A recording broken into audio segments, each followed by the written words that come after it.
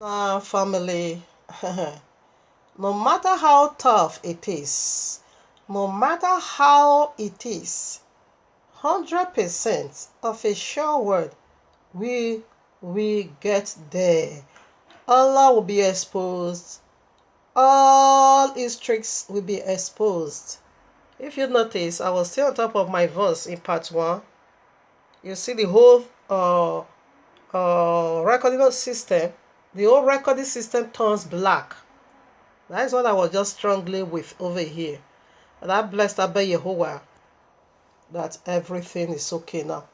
So right now, in other words, we are now in part 2 in the heavenly courtroom of Abba Yehovah with this powerful and breathful message titled for you and me already at part 1. The mystery of Mahdi means a resurrection of demons, part 2. Kindly listen to part 1. In fact, even the second alphabet, we are still unveiled because, like I said in part 1, it takes so much to unveil the second alphabet. What did they go for? But we are almost done, okay? It simply goes for what? Anti-Messiah abolishment. It is Allah's greatest and final abominations, okay? So that is the second alphabet. The first alphabet, what did it go for? It is magical mark of the beast miracle. Okay, so I was still digging into the alphabet 2. When the light, everything just went off, everything turned black. In fact, it's some unbelievable. But no matter how it is, we will get there.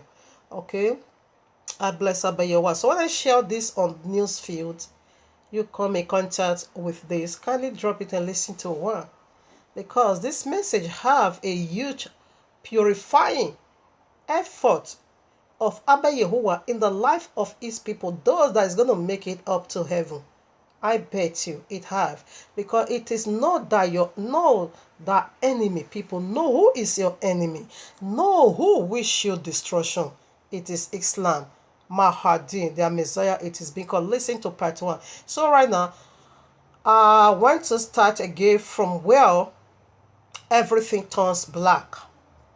That is, I unveiled already a lot of it. We're almost done. I was in the book of Maccabees, chapter 1. I even read up to verses 10 already.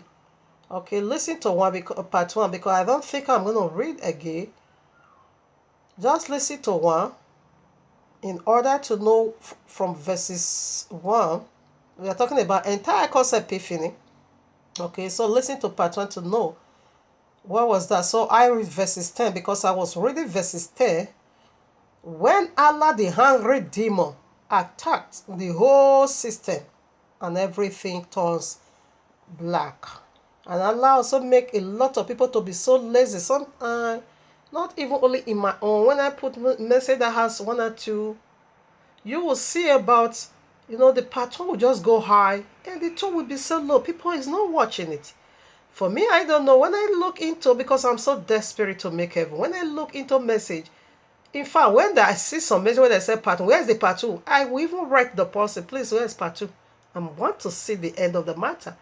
But meanwhile, when these people is watching on video, when on video have part 1 to part 4, they will sit there and watch everything. Do you see how devil is bewitching, Allah is bewitching almost everyone? That they will just listen to part 1, the part 2 they will just ignore. Anyway, I'm doing my own part. It's not my own part, my own thing to force you to listen to part 1 or to listen to part 2. No. I'm just doing what I'm being told to do. But sometimes when I look at it, I say, wow, why is people behaving this way? I can't understand. You listen to a message that has part 2. Listen, there you go and listen to 2. Why must you angle on part 1? It doesn't make sense. To me, it's not a finishing work at all. Not at all, because you listen to half of it, you didn't listen. No, it is not a finishing work. Anyway, time will come. And I strongly believe this message is not for just this generation. A time will come where 1,000 millions is going to view it, because it has a huge purifying effort on the people of Yehovah. So right now, this is what we were unveiling before the hungry demon Allah attacked the whole system and switched off everything. All right now. first book of Maccabees. I'm reading from verses 10. So if you have it, you can read it from chapter 1 way to chapter 4. But we are unveiling this very image over here. Listen to part 1 in order for you to understand this. So I read. And there came out of them a wicked root, and Antiochus sought name Epiphanes. So what did Epiphanes mean? Simply mean manifestation of a divine being. Okay, here is where we are now. This is the kingdom that is ruling. All three kingdoms has already done. There is only one kingdom that left that has double fold. You see, this kingdom has double fold. Okay, now what is this last horn over here? It is the Christendom, because they have double fold. Here is the Christendom. What kingdom are we now? We are in the kingdom of goats. This is goat empire ruling over humanity now. Goat empire. You see the goat? This is Alexander the Great himself. This is his fourth generous. And here is Antiochus Epiphanes. From him grow the little horn. Listen to part 1 in order for you to understand this very part I'm establishing. And this one hurt me so bad that I couldn't add this in part 1, whereby there is still a lot of spaces to contain this, because this is very, very inconsummate. Where I read Daniel 2, Daniel 7, Daniel 9, Daniel 11, and Daniel 8. This is the consummation. But Allah will cause laziness in the heart of some people never to listen to it, because this is huge mysteries. So right now here, this large horn, that is where we are now. We are almost on the tip. This system is about to be done. It's about to be done. And this Antiochus Epiphanes, okay, is the one we are watching for now. And we're going to see what he did, how he abolished and setting abomination of desolation in the order of Yahuwah, how he replaced Yahushua with Jesus, the Jesus. This is the first Jesus where they practice their wicked Christmas. That's what I want to see now. And this is the another little horn. And this little horn have the eyes of a man. And this is the Mahdi. Here we are proceeding to now. And here is disastrous. That of the Christendom was also disastrous when they pushed forward Christianity. They did it by sword. A lot of blood also flew. That is what they call Holocaust or whatever. No? What do they call it? Yes. Christianity was being established with a lot and a lot of bloods. A lot of blood of people. And it's coming back. This is how Islam is going to be established. Why was the very Sharia law? Alright now. So we are on top of here now. This one is about to be closed, and this one is about to pick it up. The entire concept, which is Islamic religion. No other God but Allah. So I read now, verses 10. First book of Maccabees, chapter 1, verses 10. And there came out of them a wicked root. This is the wicked root, Antiochus Epiphanes. Out of the fourth generous of Alexandria, there came out of it wicked root. Antiochus sought name Epiphanes, one of Antiochus the king, who had been an hostage at Rome. And he reigns in 137 years of the kingdom of the Greeks. You see, it stays a long period of a time. And this is the first time for a Grecian power to arise over other power. You can also find it out in this Maccabees. In those days, went they out. Okay, I'm not going to read here. I just go to 19 or what? 18 now, mid-war. 17 enter into Egypt. Yeah, it was, waging war in order to take people's property and people's land.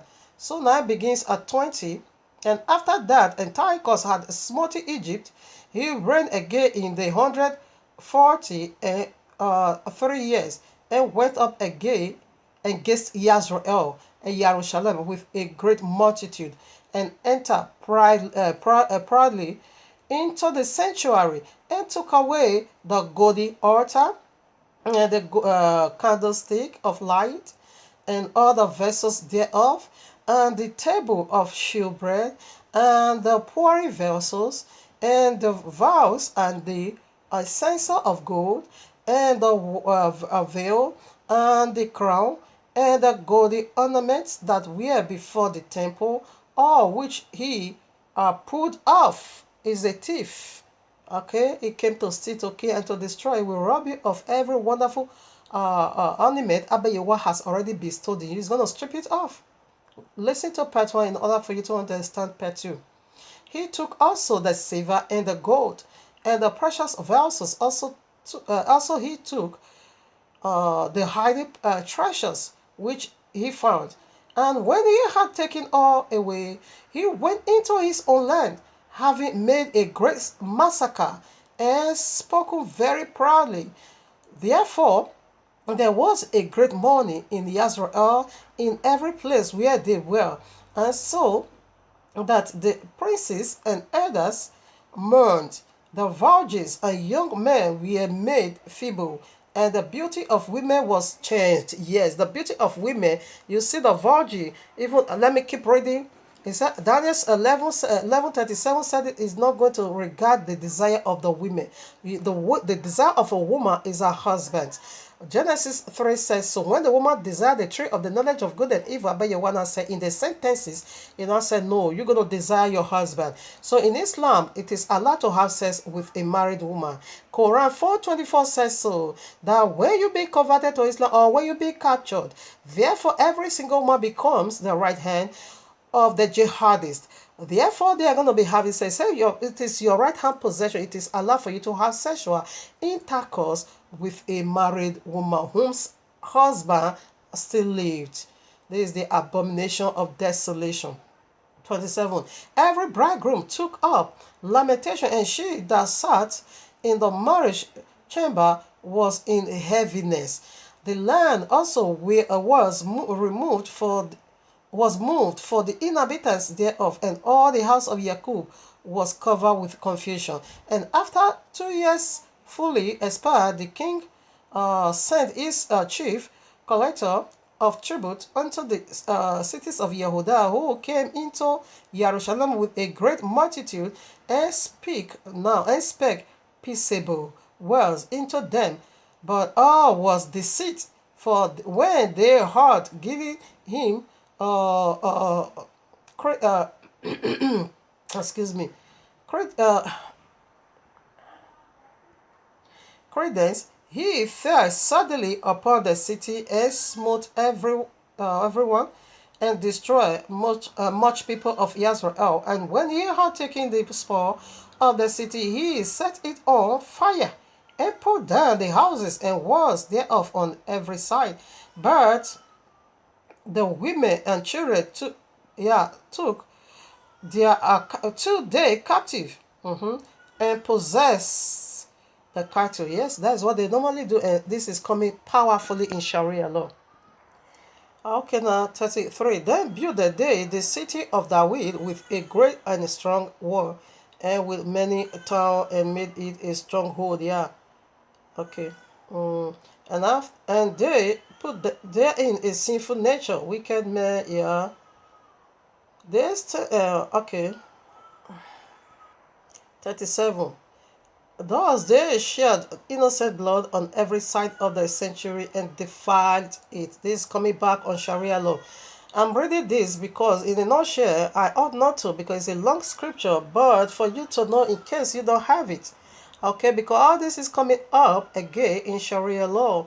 38. In so much that the inhabitants of Jerusalem fled because of them, whereupon the city was made an habitation of strangers. Yes, that's what they normally do. Okay. 39. Her sanctuary was laid waste like a wilderness. Her feasts were turned into mourning. Okay. Her Shabbat, okay, into reproach. Yes. So they now bring in Sunday madness. This is where they start Sunday worship. Yeah. Okay. They took away Shabbat. This is where they usher in Sunday madness and Christmas and Easter. We're going to see all this over here. That is why it's very important to read it. As had been her glory. Okay, that is nowhere I'm going to. Moreover, King Antiochus wrote to his own kingdom that all should be one people. Here is the Sharia law.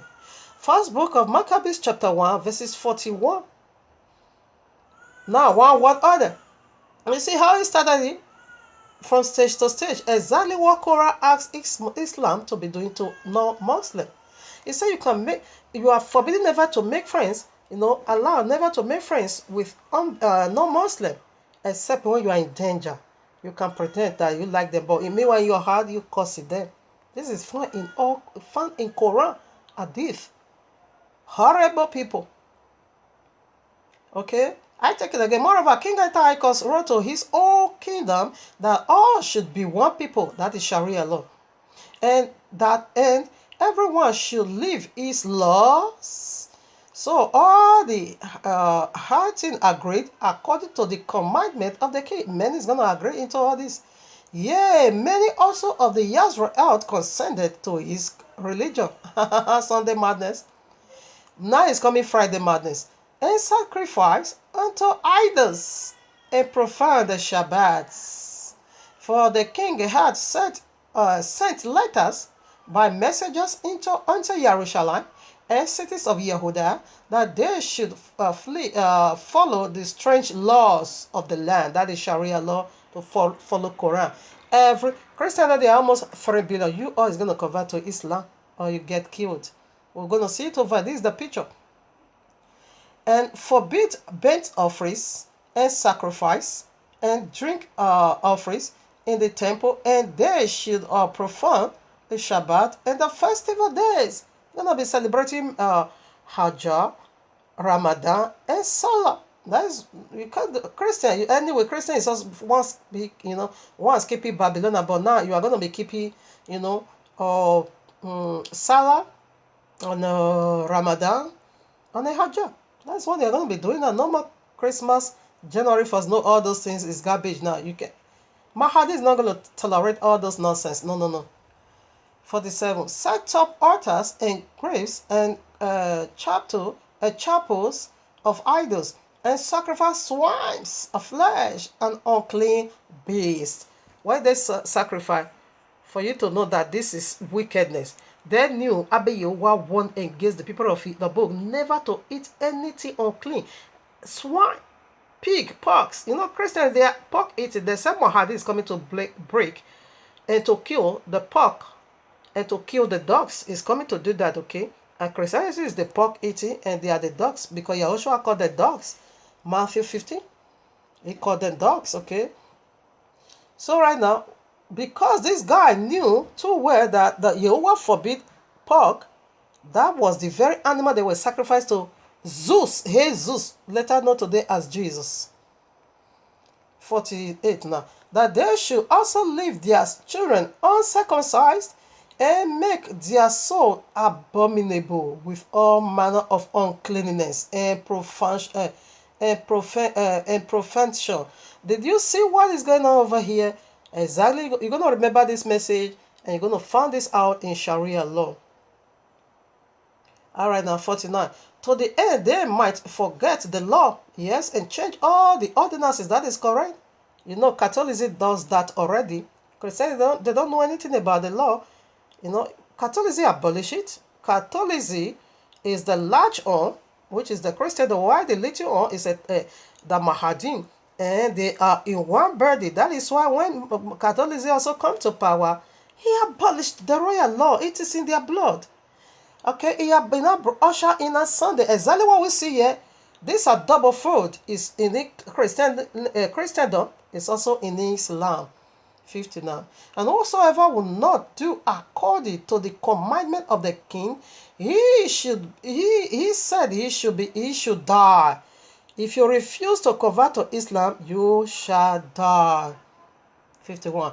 In the same manner, wrote he to his own kingdom, and appointed officers over all the people, commanding the cities of Yehuda to sacrifice city by city. This is what they are going to. This is Sharia law. This is Sharia law, people. Listen to part 1. And know what we are going into, and know the next event at hand now. This is Sharia law. 52. There are many people, because now you are going to be sacrificed to Allah Kubaro. You are going to be crying out Allah Kubaro. You are going to be sacrificed to Allah. No more Sunday. Now you're going to be keeping Friday. Yes, this is, and it is so wonderful. Because Abba YAHUAH never gave you Sunday.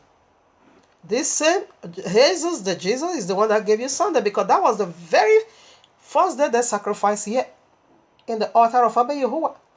Sunday. 25. Then many of the people were gathered unto them to wait every one that forsook the law. And so they committed evils in the land, and drove the Israel into secret place, even wheresoever they could fled for security. Now the 50th day, okay, now the 50th day of the month, okay, all right, now the 50th day of the 9 months in the 140 okay, in the 145 year, they set up the abomination of desolation upon the altar and build altars throughout the cities of Yehuda every side. Now, what was this date? This is December 25th. This is December 25th. They set in abominations of desolation right in the altar of Abba Yahuwah, because this is the feast of Hanukkah. Okay, this is why when you go to chapter 4, this say first book of Maccabees, you're gonna find it over there, because the desecration of the altar took place December 25th. So we now also dedicate that same altar unto Abba Yahuwah after we rebuild and cleanse, and rededicate it unto Abba Yahuwah again also on December 25th. But December 25th, it doesn't really fall every year on it, no. So, because December, it is our own 9 months. You see it over here. It is our own 9 months. But it is December 25th for the Christians, which the very one the Christendom is observing. Okay? Because they are Babylonians. You see? They're not citing the abomination of desolation. They now replace, instead of lamb, it is pork. Instead of Yehoshua, it is Jesus the pork. But the greatest of all liar, Allah, is on his way. That is what we are unveiling now. In order for you not to be a victim, you rather be beheaded or prepare your house now. Renounce Christianity and run to the royal law. That is the only way. Or you get ready to be slaughtered. Or the third option, convert to Islam. That is the eternal mark of destruction. All right, now 56. And when they had 55, and burnt offerings at the door of their houses and in the, you see, this is what is going to be going on Sharia law. You see, like Netherlands now, how are they going to be doing it? Like I said in part 1, it is Ishmael, Mahdi is Ishmael, or it's going to be appearing as a fire. Okay, when they appear in Netherlands, they don't need to take no flight. They are not into any normal flight at all. They are going to be appearing and disappearing. When Abba Yahuwah wanted to torment or to convert everyone in Netherlands to Islam, they will just appear. Each one, 4 horses may each one have 50 million army resurrected demons. Okay, we're going to also put that. Revelation chapter 9. Now, they all will appear here. Therefore, after everyone submit already to Allah, so from there they're going to be having a king. Okay? Upon each city that is going to be watching and keep other religion. Let them find Bible in your hand. You are a gunner. You carry Bible? No, Bible is corrupt. You must dump it on the dustbin. If they see you carry Bible, you are a gunner. Friday you need to carry Quran. You need to study Quran. You need to go to mosque. So that is why a Tigers Epiphany also did over here. Now 56 or so, yeah.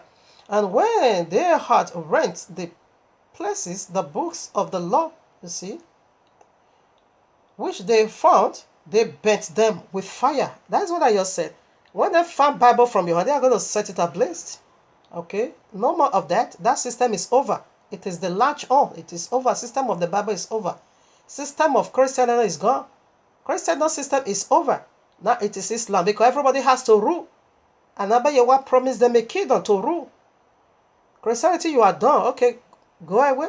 Because Christianity, they are the sons, their progenitor is the sons of Keturah. You know, Abba Yahuwah, our father Abraham has 3 wives. Agar really wasn't a wife, she was a slave woman, okay? Mama Sarah, that is our progenitor, Yesiak. The sons of Keturah, it is the Christendom. The sons of Ishmael, it is the Islam. So right now, we have never ruled, okay? The way Bible intended. Ours is eternal. Christianity, they rule already for these 2,000 years. They are the one being in power. Now, it is Islam to take over. And Abba Yahweh have a covenant with Ishmael, okay, to also rule. But not to confirm eternal covenant with these people. No, to go and confirm it with the Babylonians. So the end of Christianity has come. We'll see that in the very last point. And whosoever was found with any the book of the testament, or if any committed to the law, the king's commandment was that they should put him to death. This is coming back in Sharia law. Thus did they by their authority unto Israel every month, as many were found in the city. Now the 25th day of the month they did sacrifice. You see, that is December 25th. The 25th day they did sacrifice upon the idol altar which was upon the altar of Yahuwah. No. At which time, according to the commandment, they put to death certain women that had caused their children to be circumcised, because that is the keeping of the royal law. You need not to do it.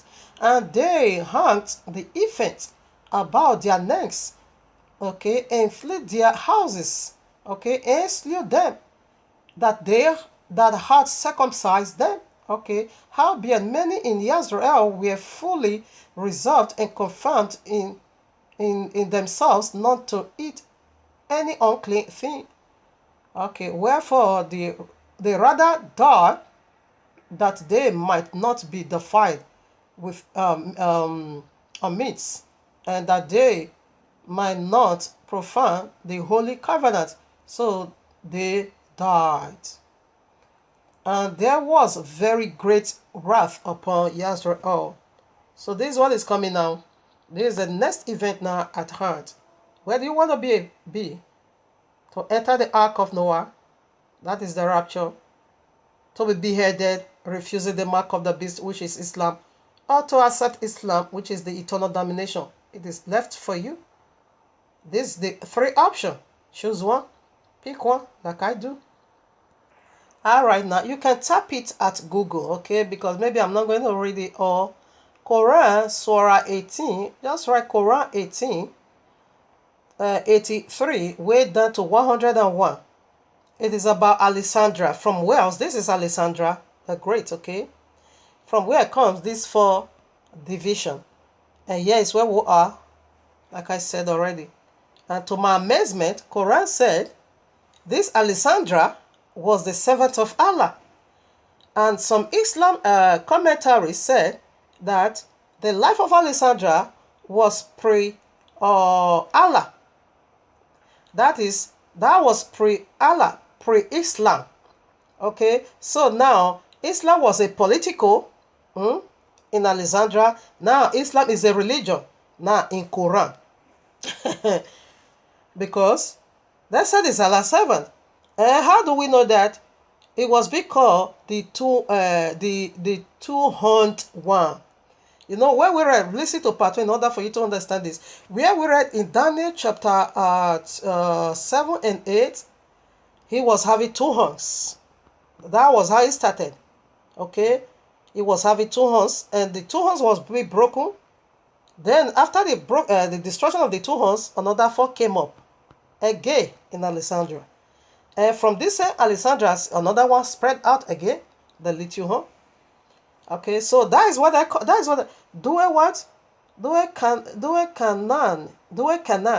Yeah, Canaan. That is the 2-horned one. Let me read a little place, then we proceed to the very part before we enter into the 3rd alphabet. I read 83 now. Oh Muhammad, they ask you about Canaan. Say, I will give you an account of him. Okay, so the people over there now ask him, who is Alexandra the Great? So he now said, I'm going to let you know who was Alexandra the Great. Okay, so those are the ones to know. Listen now, Quran 18, we start from 83, now 84. We granted him power in the land and endowed him with all kinds of resources. This is Allah speaking now. Okay, 85. He set out westwards on an expansion. Okay, until when he reached the very limit where the sun set, he saw it setting in dark turbid water, and nearby he meets a people. We said, oh, Due Canal, which is Alexandra the Great, you have the power to punish or to treat them with kindness. Okay, so here's their commentary. Said the setting place of the sun does not mean the place of the setting of the sun. According to Ibn Kathir, it means that he, which is Alexandra the Great, reached to the west country after the order till he reached the least border of the land beyond which there was ocean. So this is how they commented on it. Okay, and I agree with that commentary, because no one can go to the sun. You will be burned. It will set you ablaze. Now 87.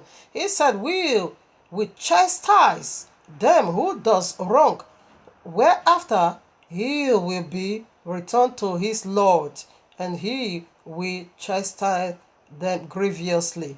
He's talking about Alexandra, as and Allah is his Lord. Muhammad is the one giving this prophecy from Allah about Alexandra the Great. 88 now. But as for him, we believe and act righteously. Righteously, he will be a goodly reward, and we shall enjoy upon him only made commands. Is Allah talking about Alexandra? Allah speaking about Alexandra, the pagan word, the Jesus carrier, the pork eating, that sacrifice porks right in the altar of Abba Yahuwah. And Allah said this is servant. Oh no. 89. Then he set out on another expansion. That is where I just go and listen to part 1. 90. Until he reached the limit where the sun reached, and he found it rising on a people whom we had provide no shelter from. Okay, nice, okay. 91. Thus was the state of those people, and who encompass knowledge all concerning Due Canal, which is Alexandra the Great. Then he set out on another expansion until when he reached a place between the two mountains, he found beside the mountains a people who scary, understood nothing. Okay. They said, oh, Alexandra the Great, Gog and Magog are spreading corruption in this land. And Alexandra is the one spreading corruption. Will you see how beast Korah is? A pagan worshipper, you call your servant? Yes, it's not beast, okay? Actually, they said it is pro-Islam. That is, Allah was the God of destruction, not pagan. The same Allah manifests himself now in Islam. Okay? Spreading corruption in this land. So shall we pay you tax on the understanding that you set up a barrier between us and them? They want to pay Alexandra in order to fight their battle. And we also see that right in where I just read. Listen to part 1 in order for you to understand this part 2. 95. Now he answered, whatever my Lord, his Lord is Allah, has granted me is good enough, but help me with your labor and whatever. Yes, I think I'm done. Bring me ingot of iron. Then okay, yes, is want to fight their battle. Okay, such was the Impact that Gog, okay, he's talking about Gog and Magog 99 and 98 now. Alexandra the Great said, this is a mercy from Allah. But when the time of Allah promise shall come, he shall level the rampart with the ground. My Lord promise always comes true. This is a pagan man, but Allah was his, Allah was, okay, no problem. And on that day, we shall let some of them scorch like waves against others, and the trumpet shall be blew. This is the day we are talking about now. Then this is the very moment we are digging into now of Mahdi returning. We shall gather them all together, okay now.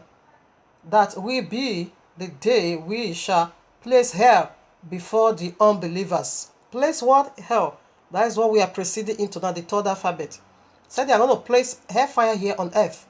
Whoso eyes had become blind against my admonition, and who were utterly declined to hear. Okay, now those who will not convert to Islam said they are going to place hellfire here on earth. So right now let's read goes about a little history before we now proceed now to the third alphabet. I said in part 1, this point 2, alphabet 2, or the second alphabet is so huge. Alright now, like I said in part 1, this Daniel's vision, the one that I just read, confirmed from the first book of Maccabees, it is word preliminary sign. It has already happened, it's coming right back again, okay? Here I am, Matthew 24, I read 15. That is why Yahushua re-echoes it over here again. It's coming right back again.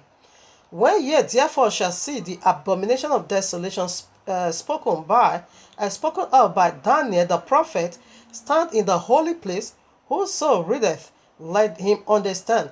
Let him that which be in Judea flee into the mountains. Let him which is on the housetop, not come down to take anything out of the house, neither let him which is in the field return back to take his cloth.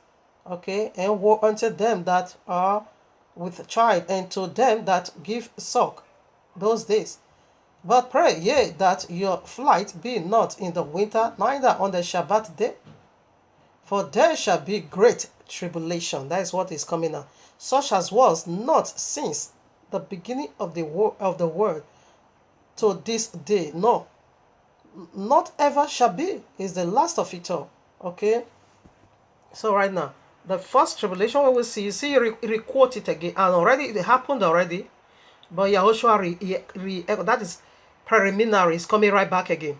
That is why he re-echoes. He said, whosoever that let you understand, you should flee to the mountain. Where is the mountain? It is the presence of Abba Yahuwah. You can see Psalm 91. He that dwelleth in the secret place of Yahuwah shall abide under the shadows of Almighty. You see, when you fled to the mountain, you are hiding yourself. The mountain is talking about here, it is the presence of Abba Yahuwah. Where is his presence now? The Ark of the Covenant. The royal Lord. Get instructions and build your Ark of the Covenant. He said it is great tribulation. You see, this abomination is going to be seen. When you see it, it will be seen by you. Set right in the altar. We see it already. It's been set in the Christian temple. Because this abomination is going to be seen. He said you should pray that your flight should not take place in winter. That is judgment. You can also see, that is judgment.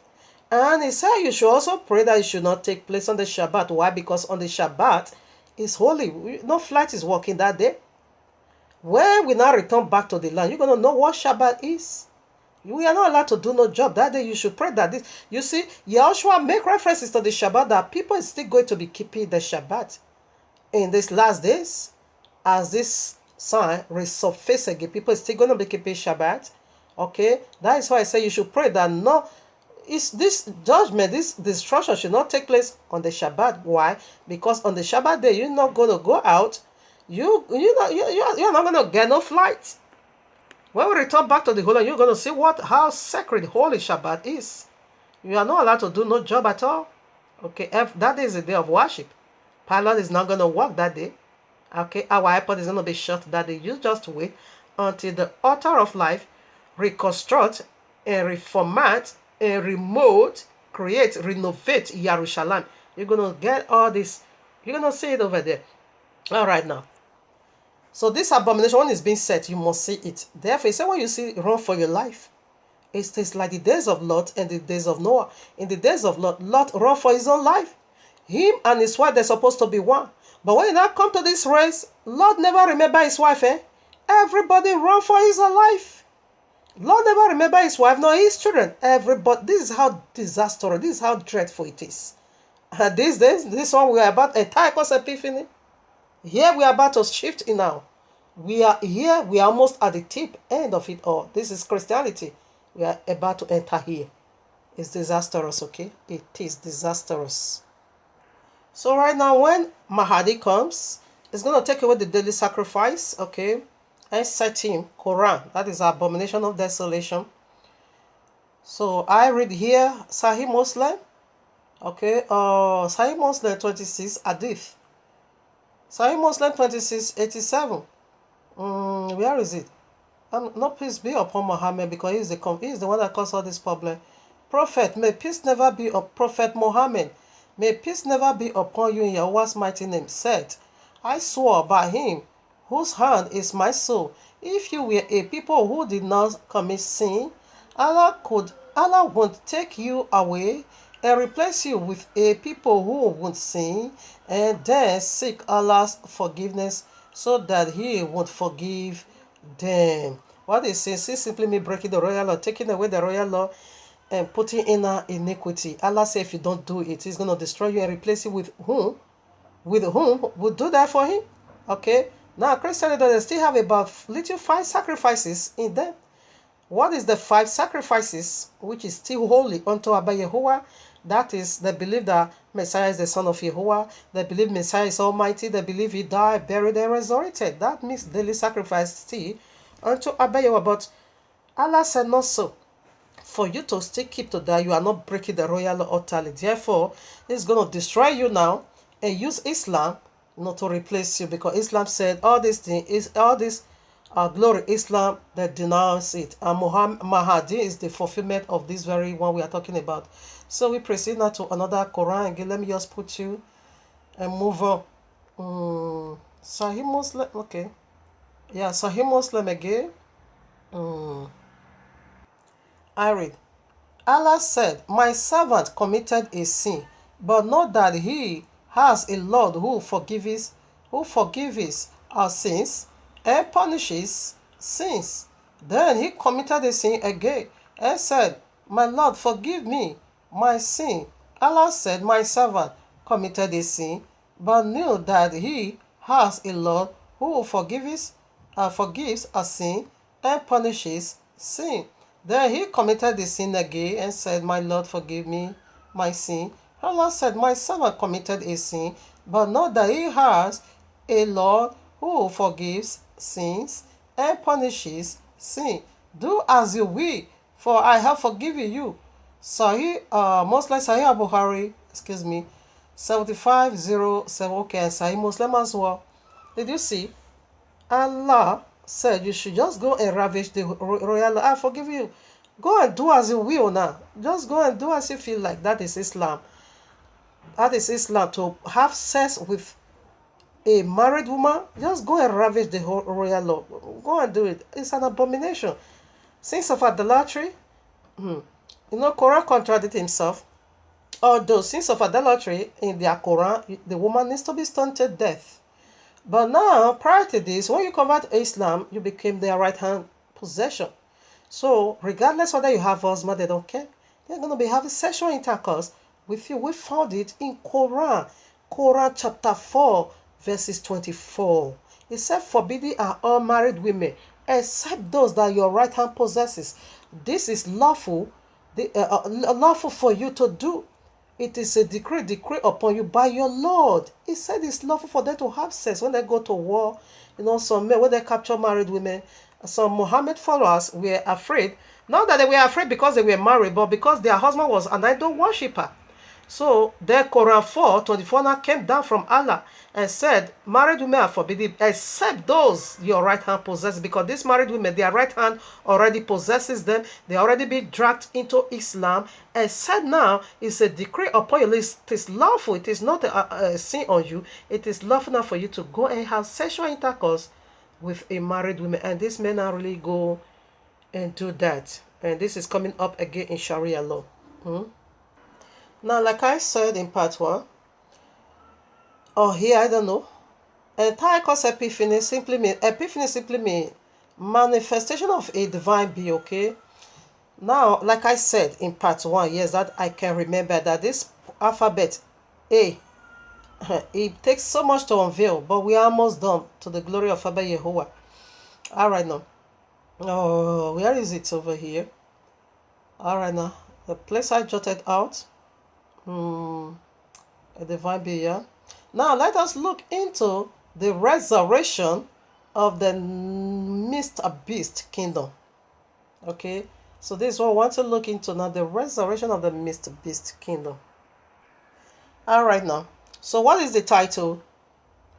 The mystery of Mahdi means resurrection of demons. Demons going to be resurrected. So let me first of all read that before we keep, before I put some more.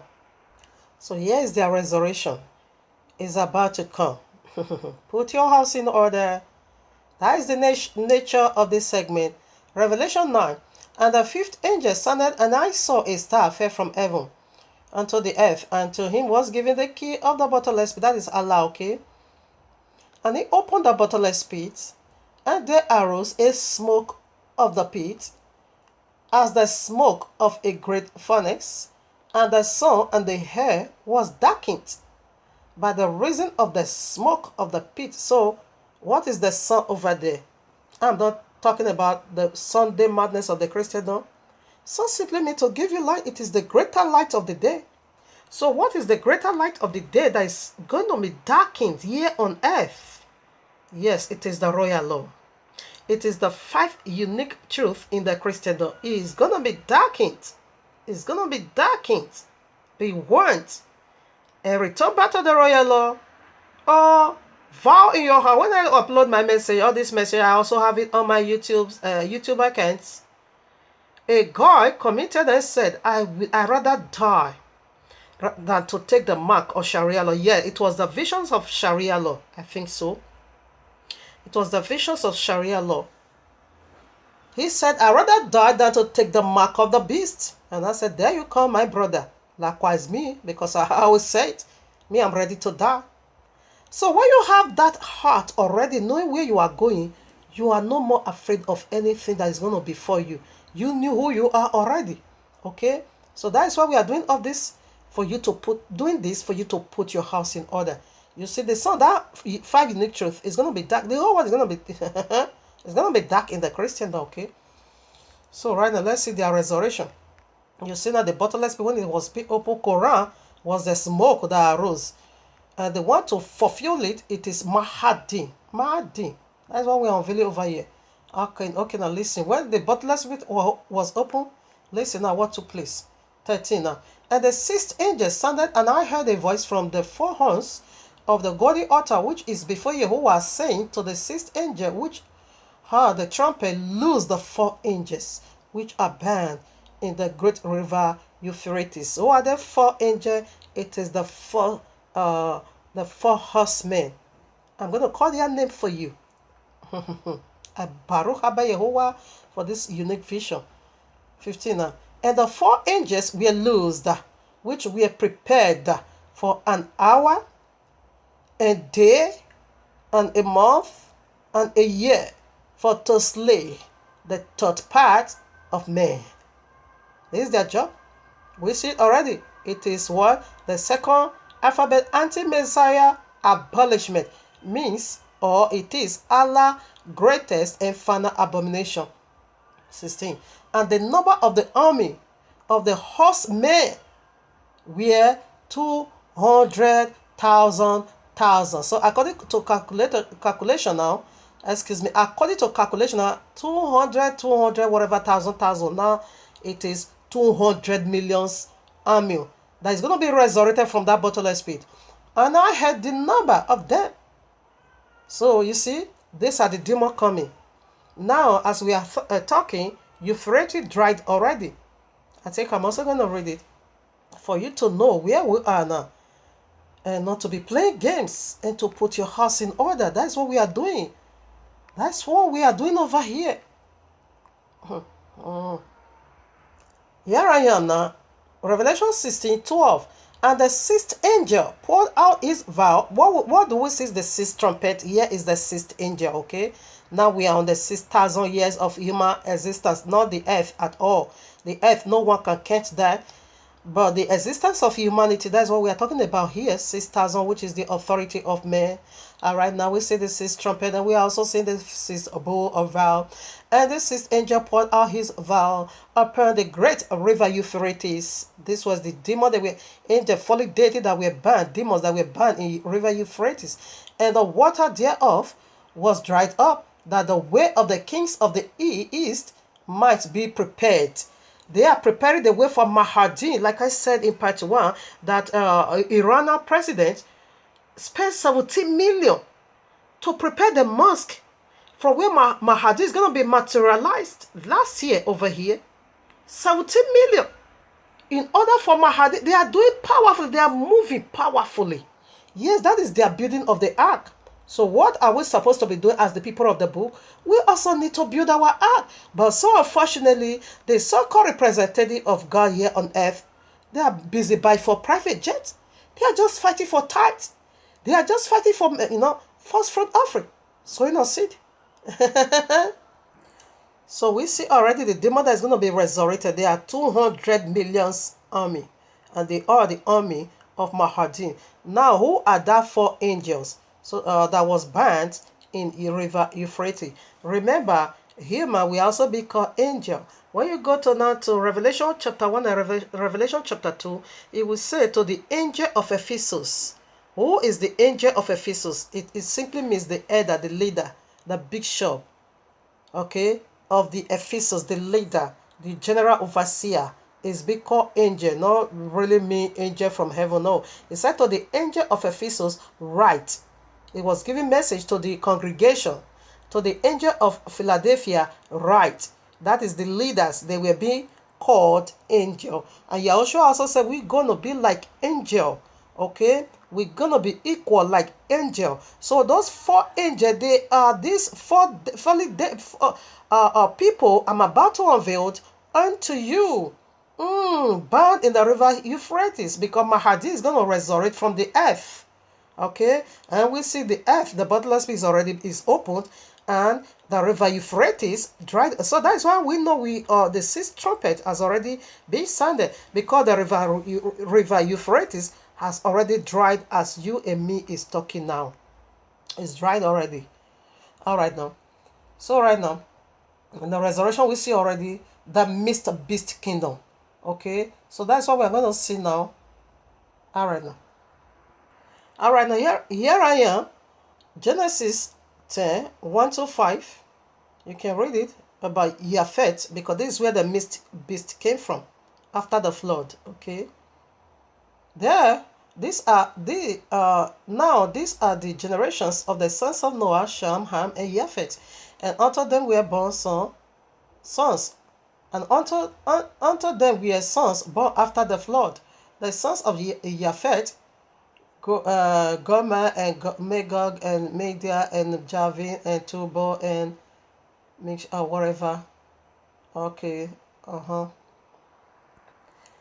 Tehaz. Okay. So that is the sons of Japheth. It keep going on and going on and going on. So I want to read verses 5. That is where I'm after. By this, where the highlands of the Gentiles divided in their lands, everyone after his tongue, after their families, and after their nations. In this, every Gentile word came through Japheth. Afterward the flood. From Japheth came again the offspring of destruction, the offspring of the forbidden one, the tree of the knowledge of good and evil. From Japheth's lineage they came into this existence again. You see, say from this the Gentiles word came. These are the mixed beasts. Arab could be found there, you know, European could be found there, Asia could be found there, Africa could be found there. From this, anyone that is not the people of the book, you are Gentile. And it said from Yafet, now came, it is mixed kingdom, mixed beast. Okay, so let's put some more. Although I read this already in part 1, but I want to give it to you to read it, the mixed kingdom. Daniel chapter 2, you're going to see the mixed image over there, okay? Daniel chapter 7, you're going to see the mixed beast again over there. Daniel chapter 8, you're going to see the mixed beast again over there, okay? Now, Revelation 17, that is where we are going to read the mixed beast, okay? All right, now here I am, Revelation 17. And there came one of the 7 angels which had the 7 vials and talked with me, because the 6th is already been poured out. Now is the 7th, okay?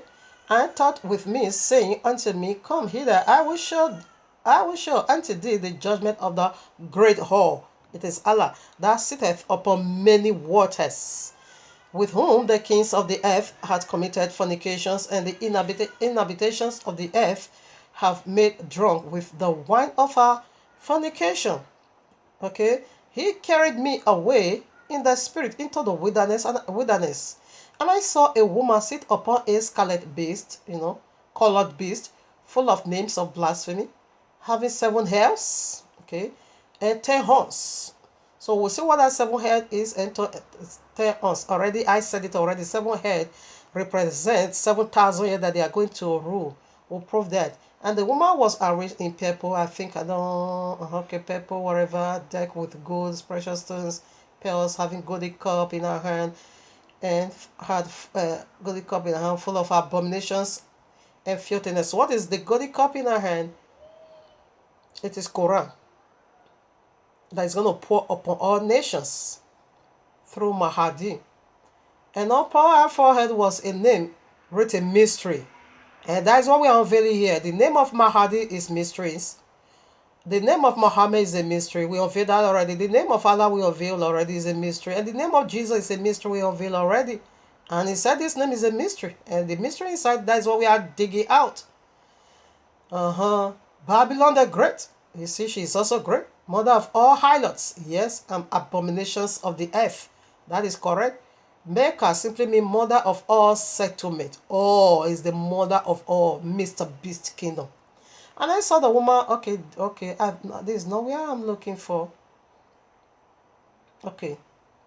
8 now. And the beast that thou sawest was and is not, and shall ascend out of the bottomless pit. That is where we are read. That is resurrection. That is where you read, okay? Revelation now.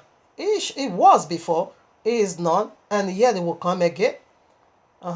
It's coming out. They are the one that's going to first of all witness resurrection and go into perdition. Yeah, after his ministry is going right away to his destruction. And that that dwell on the earth shall wonder, whose name was not written in the Lamb book of life. Okay. From the foundation. Oh, okay. When they behold the beast that was and is not and yet will come. And there is the mind, and this is the mind, okay. Okay, that is where, okay, yeah, now 10, I read 10. And there are 7 kings, yeah, this is where I'm looking for. There are 7 kings, 5 are fallen, and 1 is, and the other is not yet come. And when it cometh, he must continue a short space. And the beast that was, and is not, even he is the 8th, and is of the 7, and goeth into perdition. So let's unveil this, okay. All right, now here's the beast.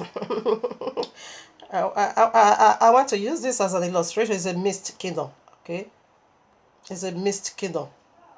It's a mixed nation, mixed nationality. We see already, but in one body, they are of one goal. Resurrection of demons. All right, now, we read that one already. 17. Okay, 34 again. All right, now here we are. Revelation 13. I take from 1, and I stood upon the mixed beast I'm still talking about. And I stood upon the sand of the seashore and saw a beast rise up out of the sea, having 7 heads and 10 horns. Okay, and upon his horns 10 crowns, and upon his head the name of blasphemy. Okay, now after that, the mist kingdom. You see the horns, you see the crowns, you see the 7 heads. So this is what where we are now. What we are talking about over here. You see these 4 horns was the 4 general Alexandra generals. Okay, they parted its kingdom into 4 parts, but it's one they miss one goal. Okay, Seleucus Seleucus kingdom, okay, include Turkey. Listen now, these are the mixed kingdom, mixed beast. Okay, Turkey, Iraq, Iran, Syria. Okay, Revelation 2:13, and this is where the seat of the beast is now. Revelation 2:13, that is where the seat of the beast is. And we also see Revelation 13:2, dragon handle his authority to this one. Okay, Antiochus Epiphany. He handle his authority to Mahdi. Yeah, but this is Antiochus Epiphany. They are of one goal. Okay, one body, the mist kingdom. You see it already. So where am I? So for these last days and all, Turkey is where Allah's seat of final power is. Okay, not Rome at all, not Rome. Ottoman Empire. Turkey was not Rome, but Ottoman Empire. That is the resurrection. They are going to be resurrected. Ottoman Empire, I think they said that was one. Oh, I forgot. I'm coming. Maybe in part 3 now, because I still have much to talk about. Turkey was, okay, Ottoman Empire. Turkey was the seat of Ottoman Empire. Also the seat of Roman Eastern Empire. Okay, Roma moved its empire to Constantinople, Istanbul. Istanbul simply means the Golden Horn or Golden Horn. Okay, now the mixed beast kingdom that has 7 heads. We know what heads is. You can see 1 Corinthians 11 verses 3. It means authority. Abba Yahuwah is the head of Yahushua. Yahushua is the head of a man. Man is the head of a woman. Therefore, woman cover up your head. It means chains of order. Okay. Now we're going to see what crown is and what horns also is. So first of all, let's see before I put the scriptures of horns and crown, what there is in the royal law. Okay. 7S. 10 horns and 10 crowns. Took this form. Babylon. Listen now. Babylon. Babylon started its journey right from Genesis 3. One word order begins over there. Breaking the royal law. Babylon. So we are counting the 10 horns, the 7 heads and 10 horns and 10 crowns. So how did it fit in? Listen now. Babylon, Egypt, Syria, Persia, and Medes. He was the one conquer Persia and Medes. Alexander the Great. Confusion. Kingdom that is filled with confusion. Which you were against one another. Yes, it has to be so. Persia and Medes. America and Britain. Greece. Rome and Ottoman Empire. So Rome, how many you got now? You got 10. That is their 10 crowns, and that is their 10 horns in one body. The tree of the knowledge of good and evil. 10 crowns. Count for yourself. Babylon, Egypt, Syria, Medes. Okay, and these are the power that is ruling the whole world. Okay, these are the power that is ruling the whole world that has come and go, come and go, come and go. That is ruling according to biblical prophecy. I'm not counting Buhari over here. Buhari has no seat over here. It's just that one is a small demon. We are counting about giants, powerful deities that has really You know, in according to biblical prophecy, America enslaved our people today. These are the people that always have to enslave the people of Yahuwah. You see what America is doing, polluting the whole world, legalizing. Yes, they came from here, from the 10 horse and the 10 crown. They are all the 10 nations, mixed kingdom. Okay, Babylon 1, Egypt 2, Assyria 3, Persia 4, Medes 5, America 6, British 7, Greece 8, Roma 9, and Ottoman Empire, which is Turkey. Horrible Shanta Baba, the final one. Okay, and Rome got a resurrection already. Yes, because this, okay, where do I write it? Yes, yes. Rome didn't just fall, rather, you know, Rome, they has to fold. So what was their first office to go for? That is Roman Empire. So immediately they were done with Roman Empire, they now pick it up now from where? Roman Catholicism. Okay? And when they were Roman Empire, they were the who killed Messiah. Okay? And now again, when they are Roman Catholicism, they are the one again who abolished the royal law and bring all this crap for the people of Yahuwah to be keeping. So they have double fold offices. Likewise, Islam have double fold offices. This large horn, it was once Roman Empire. As it fell, not that it really fell, you handle authority. It's just like when they are playing games in the field, the one they call relay.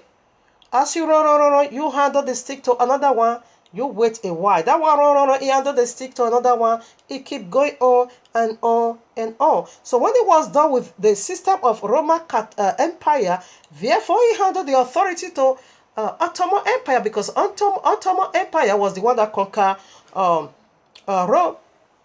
Roman Empire. So he handled, not that he submit the power now for him to take power, a religious leader. You know, they said they are God representative on earth. And they said Sunday is their mark of authority. That you know already. And they abolish all feasts, ushering out the one. And Tychus Epiphany started already, where I just read. Now begin to sacrifice Jesus, pigs on December 25th. They now conduct their Christmas on the altar of Yahuwah. Who is celebrating December 25th today? It is the Christendom. So they have 2 offices to go. But they are here now. Their end is gone. And likewise, Islam has 2 offices. They were once Ottoman Empire, which is, no, an Ottoman Empire. Now, he dead. This Ottoman Empire is the one that's going to be the Caliphate. That's what we are talking about. Caliphate simply means successor or substitute. The very one Mahdi is going to be re-established. Okay. I told you this second alphabet is so heavy. I pray about your word strengthen me. I was so much afraid of this very second one because it's really, really heavy. And we still have 3 alphabet to go. I think we also have up to 2 points. So I think I'm going to upload that one mist of the week. Yes, because I will upload the part 1 and 2 today. The mist of the week, I'll upload the part 3. Okay now. Alright now. So Roma didn't just fall. Rather, he handled Allah's seat of power to the next online King Islam. Okay, and took on another office. Roma has 2 folds. When Roman Empire died, killed by Ottoman, he resurrected in Roman Catholicism. Okay, and Tychus Epiphany has 2 fold. Roman Empire, Roman Catholicism has 2 fold. Ottoman Empire again has 2 fold. We see Medes and Persia has 2 fold. It is one kingdom mixed of the it is one kingdom but with different, just like the Christendom. You have pastor, you have a whatever singer. Yeah, it is governing system. So Everyone is coming, do your part and go, do your part and go. So that is what it is. Okay. So that is why the end of Roma has come. Now, Islam will take over to resurrect the Ottoman Empire. Killed by Ottoman Empire, resurrect, yeah. Antiochus Epiphanes, okay. Has the two horns. The large horn was Rome, Roma twofold, and the little horn, Ottoman twofold, okay. Revelation 12:12. Let's read that. All right now, I read. Therefore rejoice, O ye heavens, and ye that dwell in them. Woe to the inhabitants of the earth and of the sea, for the devil is come down unto you, having great wrath, because he knoweth that he hath but a short time. Now, because all of his kingdom is almost ended, the very leftover one, it is Islam. Okay, all is gone. It is just one left. This. Why did they call it? We're going to see that in the very last alphabet. Follow up in part 3 family, in order for you to know what we are dealing with over here. Short time, because Christendom, the large on rule for 2,000 years now. Because still in the 1st century, Christianity already sneaked into our book. Even Christianity has been ruling as a Roman Catholic, as a Roman Empire even before. In fact, there should be about 3,000 years now, because that is why they have a large horn. Yes, Islam is only short time, but it's disastrous. What could that be? Follow up in part 3 to know how long is their short time. Okay now. So their 7 heads is 7,000 years. Is sevenfold vengeance on who kill K. Okay, that is their 7 years. So we are almost done. Let me put it. This is the okay. I have not yet unveiled. Oh my Father, this is so heavy, so heavy. So before we conclude the sevenfold vengeance, let's first of all see what horns. Although I proved it already, it is kingdom to kingdom, means kingdom, kingdom to kingdom, kingdom to kingdom, kingdom to kingdom. We see they are all 10 together in one body. The beast or the dragon. The dragon was also having 7 heads, 10 horns, and 10 crowns. The beast having 7 heads, 10 horns, and 10 crowns. So when Abayewa begin to reveal something like this, you know that the case is settled. Okay. So let's just put a little scripture from our royal law, what horns is and what crown also is. All right now, according to biblical reckoning, what does go for? Trumpets. Where as first horns, okay. Trumpet. I will give you the scripture references. You can go through it by yourself. Okay. So we see horn was a trumpet, of course. We are still using it for trumpet, used for various, purpose. You can see Joshua 6:4, Joshua 6:5. Okay. Horn is also symbol of royalty, dignity, and power. So Jeremiah 48:25, Zechariah 1:18, Daniel 8:24. It's also be expressed in this way, the horn of my salvation, which applies to Messiah Yahushua HaMashiach. Is the horn of my salvation. Luke 1:68. You can also find it over there. Again, to have the horn exalted denotes prosperity and triumph. You can also see Psalm 99:17, Psalm 89:24. I think I'm done. Zechariah 1:21. Okay. And again, it also signify strength. I also found this one important. Deuteronomy 33:17, Job 16:15, Lamentation 2:3. It also represent strength. Okay. All right. Now the concept of the crown originated from a cup a cap, excuse me, cap, timbre, okay, that is to crown a king, okay. You can see Exodus 29, 6, 39, 30, Leviticus 8, 9. Yeah, it's for kings, okay. Samuel 1, 10. 2 Kings 11, 12. Psalm 89, 39. Psalm 132, 18. The crown indicates the consecration or consecrated role of its whatever office, okay. So that's the detail I just want to put. So now we'll see what crown is already, although I'm unable to put all the references. Yes, the one that I really know more popular, it is they will say a crowned king or a crowned queen or a crown, that is a matter that is settled. This is sealed. That is a crown. So that was a crown, and this crown on their head, this is what it means. They are being, ordained for this ministry. It is Abba Yehovah to cleanse the earth, because the coming of his son is like the days of Noah and it's like the days of Lot. To cleanse the whole world, to push every unlawful birth children straight away to Islam. No more of this worldly nonsense anymore. Okay? Only you are going to be shouting over the Allah Kubaru. That's it. Yes, because his son is coming. All this nonsense they are doing, all this democracy, they're going to end it all. They will end it all. So this is the mystery of their horn and their crown.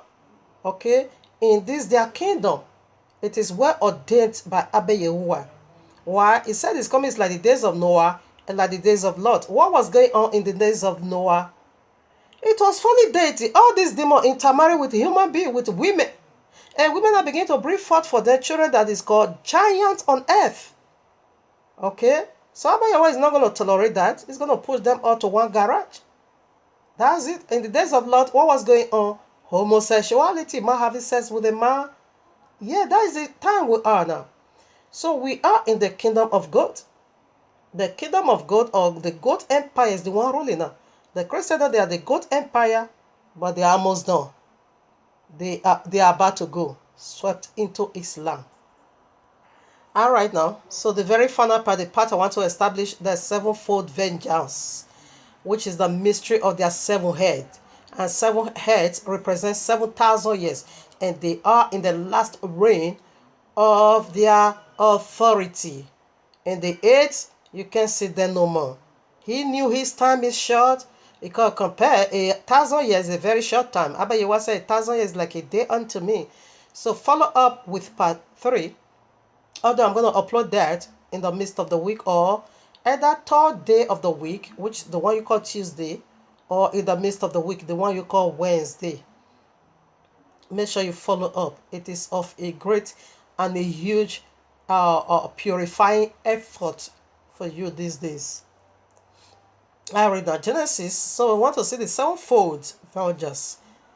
Genesis 4:15. And Yahweh said unto him, therefore whosoever slayeth Cain, vengeance shall be taken on him sevenfold. Sevenfold. And Yahweh set a mark upon Cain, lest anyone found in him should kill him. That is the mark of the beast. He gave him the mark of his father. It is the mark of his father. He has to go to his father. So you see now the judgment of sevenfold. So let's go now. First of all, I'm going to read from here, so you will know who I'm about to talk about. The very one that killed Cain. Abba Yehovah said sevenfold judgment is going to be placed upon that person who killed Cain. And Cain knew his wife, and she conceived and bore Enoch. And he built a city and called the name of the city after the name of his son Enoch. And until Enoch was born Arad, and Arad begot Methuselah, and Methuselah begot Methuselah, and Methuselah begot Lamech. Did you get that? So let's see who killed Cain. Who? It is Lamech. Let's watch out. Alright, now here we are in the book of Yahshua, chapter 2, 26 to 31. The popular royal law we carries make references to the book of Yahshua. Joshua 10, 30 make references. 2 Samuel 1:18 make references. 2 Timothy 3:8 make references to the book of Yahshua. It's our book, okay? So I want to read from the book of Yahshua, chapter 2. How did Cain die? And that is the sevenfold vengeance Abba Yahweh is about to pour upon them. I don't know. Sharia law, they are happy. Allah is so stupid because it is the destruction of your children. Here they said he's doing something great, but it is the destruction of your children. All right now. 26 Aaron. And Lamech was old and advanced in years, and his eyes were dim, that he could not see. And Tubal Cain, this is the seventh from Cain. And Tubal Cain, his son was leading him, and it was one day that Lamech went into the field, and Tubal Cain, his son, was with him. And whilst they were walking in the field, Cain, the son of Adam, advanced towards them. For Lamech was very old and could not see much, that Tubal Cain, his son, was very young. And Tubal Cain told his father to draw his bow, and with the arrows he smote Cain, who was yet far off, and he slew him, for he appeared for him to be an animal. Yes, this is the animals kingdom we are talking about. What kingdom we are now? We are in the kingdom of goat empire. Goat is the one ruling. They are animal.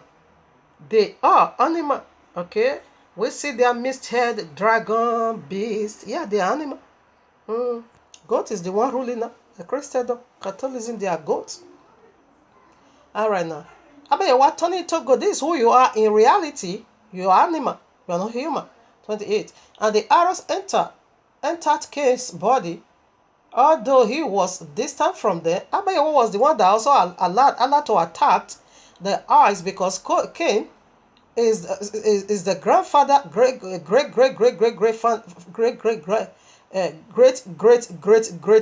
grandfather of Lamech.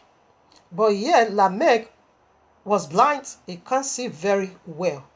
Okay. But his father can still see, his great-father can still see very, very well.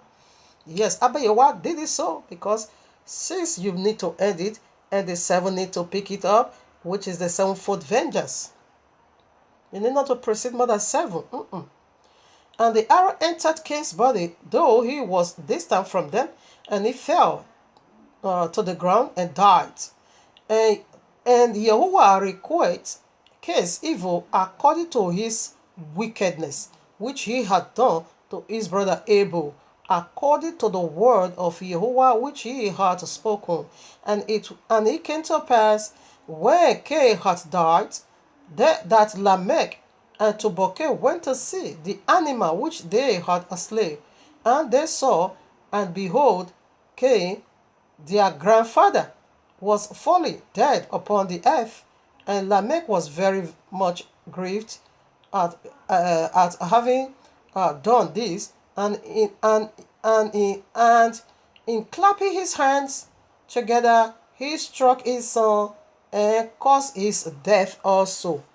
His son also died right. He died right away, and Lamech, yeah, his son also died, because Tubal Cain, K.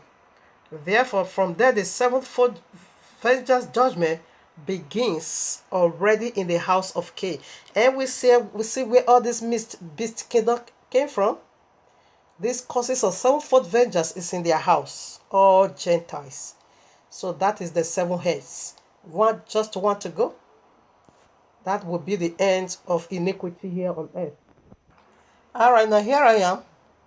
Matthew 12, 25 to 26 or so. Yes. And Yahushua knew their thoughts, and said unto them, every kingdom divided against itself is brought to desolation, The end of the seven, it is where their desolation is, because they divided against themselves.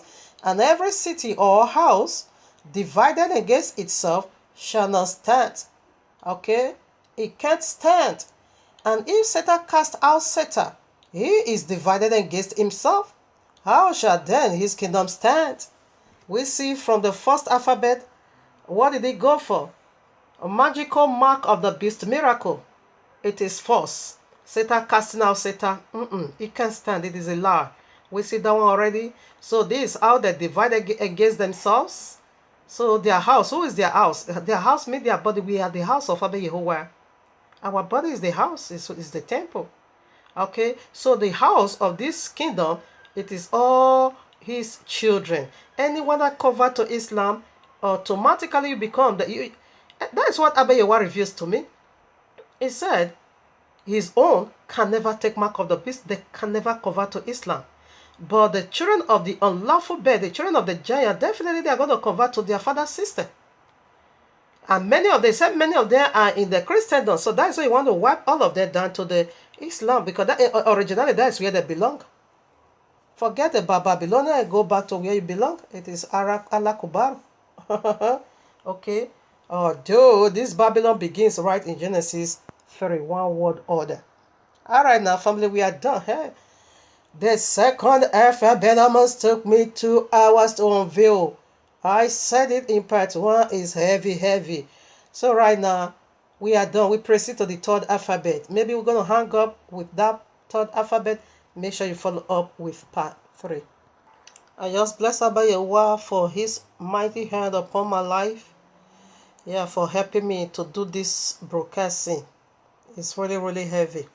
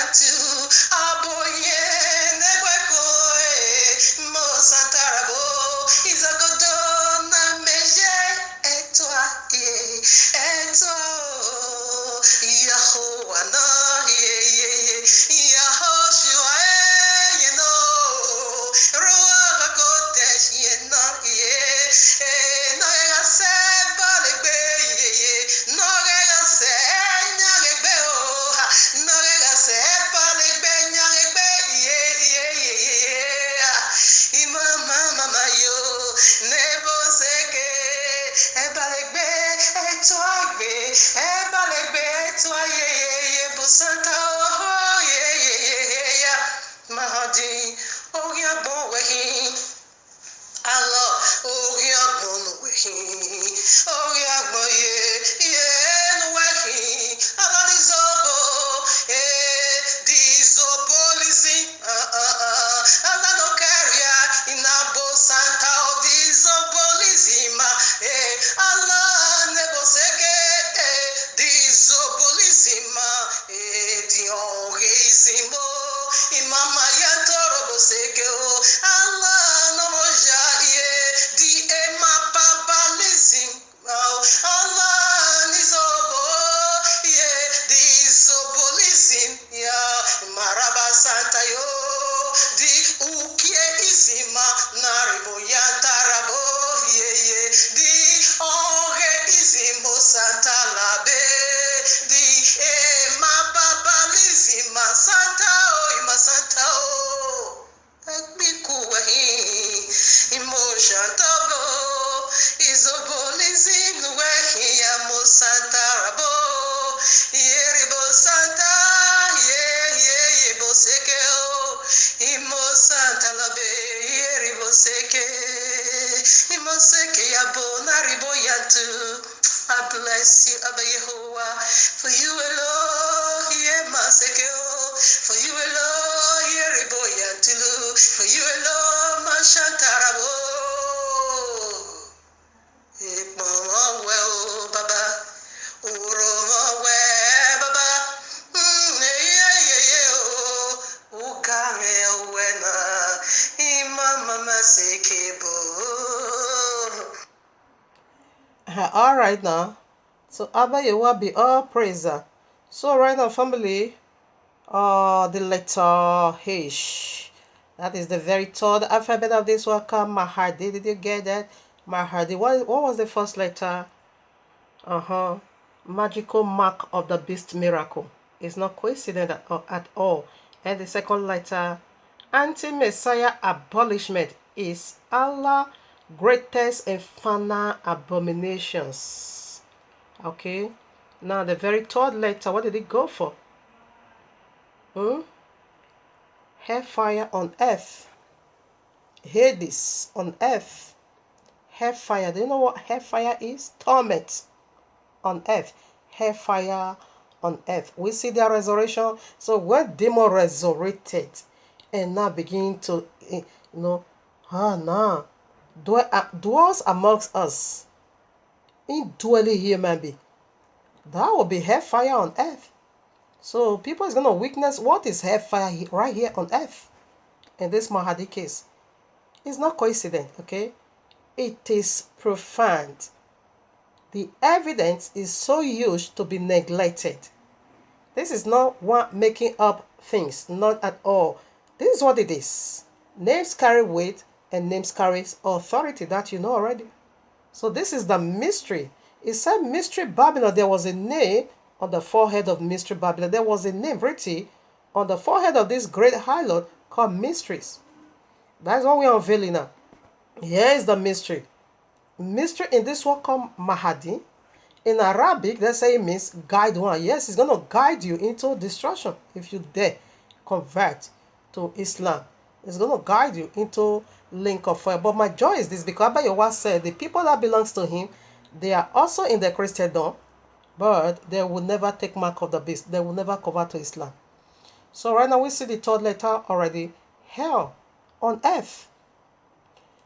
Yahuwah only resurrects these demons because you rejected truth. 2 Thessalonians, we see it already, 1 to 12, because you rejected truth.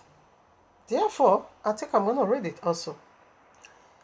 You are the reason you caused Abba Yahweh to do this. Why? Let's read now. 2 Thessalonians 2, 11 to 12. For this reason, Yahuwah shall send them strong delusion, that they should believe a lie, okay, that they all might be damned, who believed not the truth, but had pleasure in unrighteousness. Okay, because who is the truth? It is Yahushua.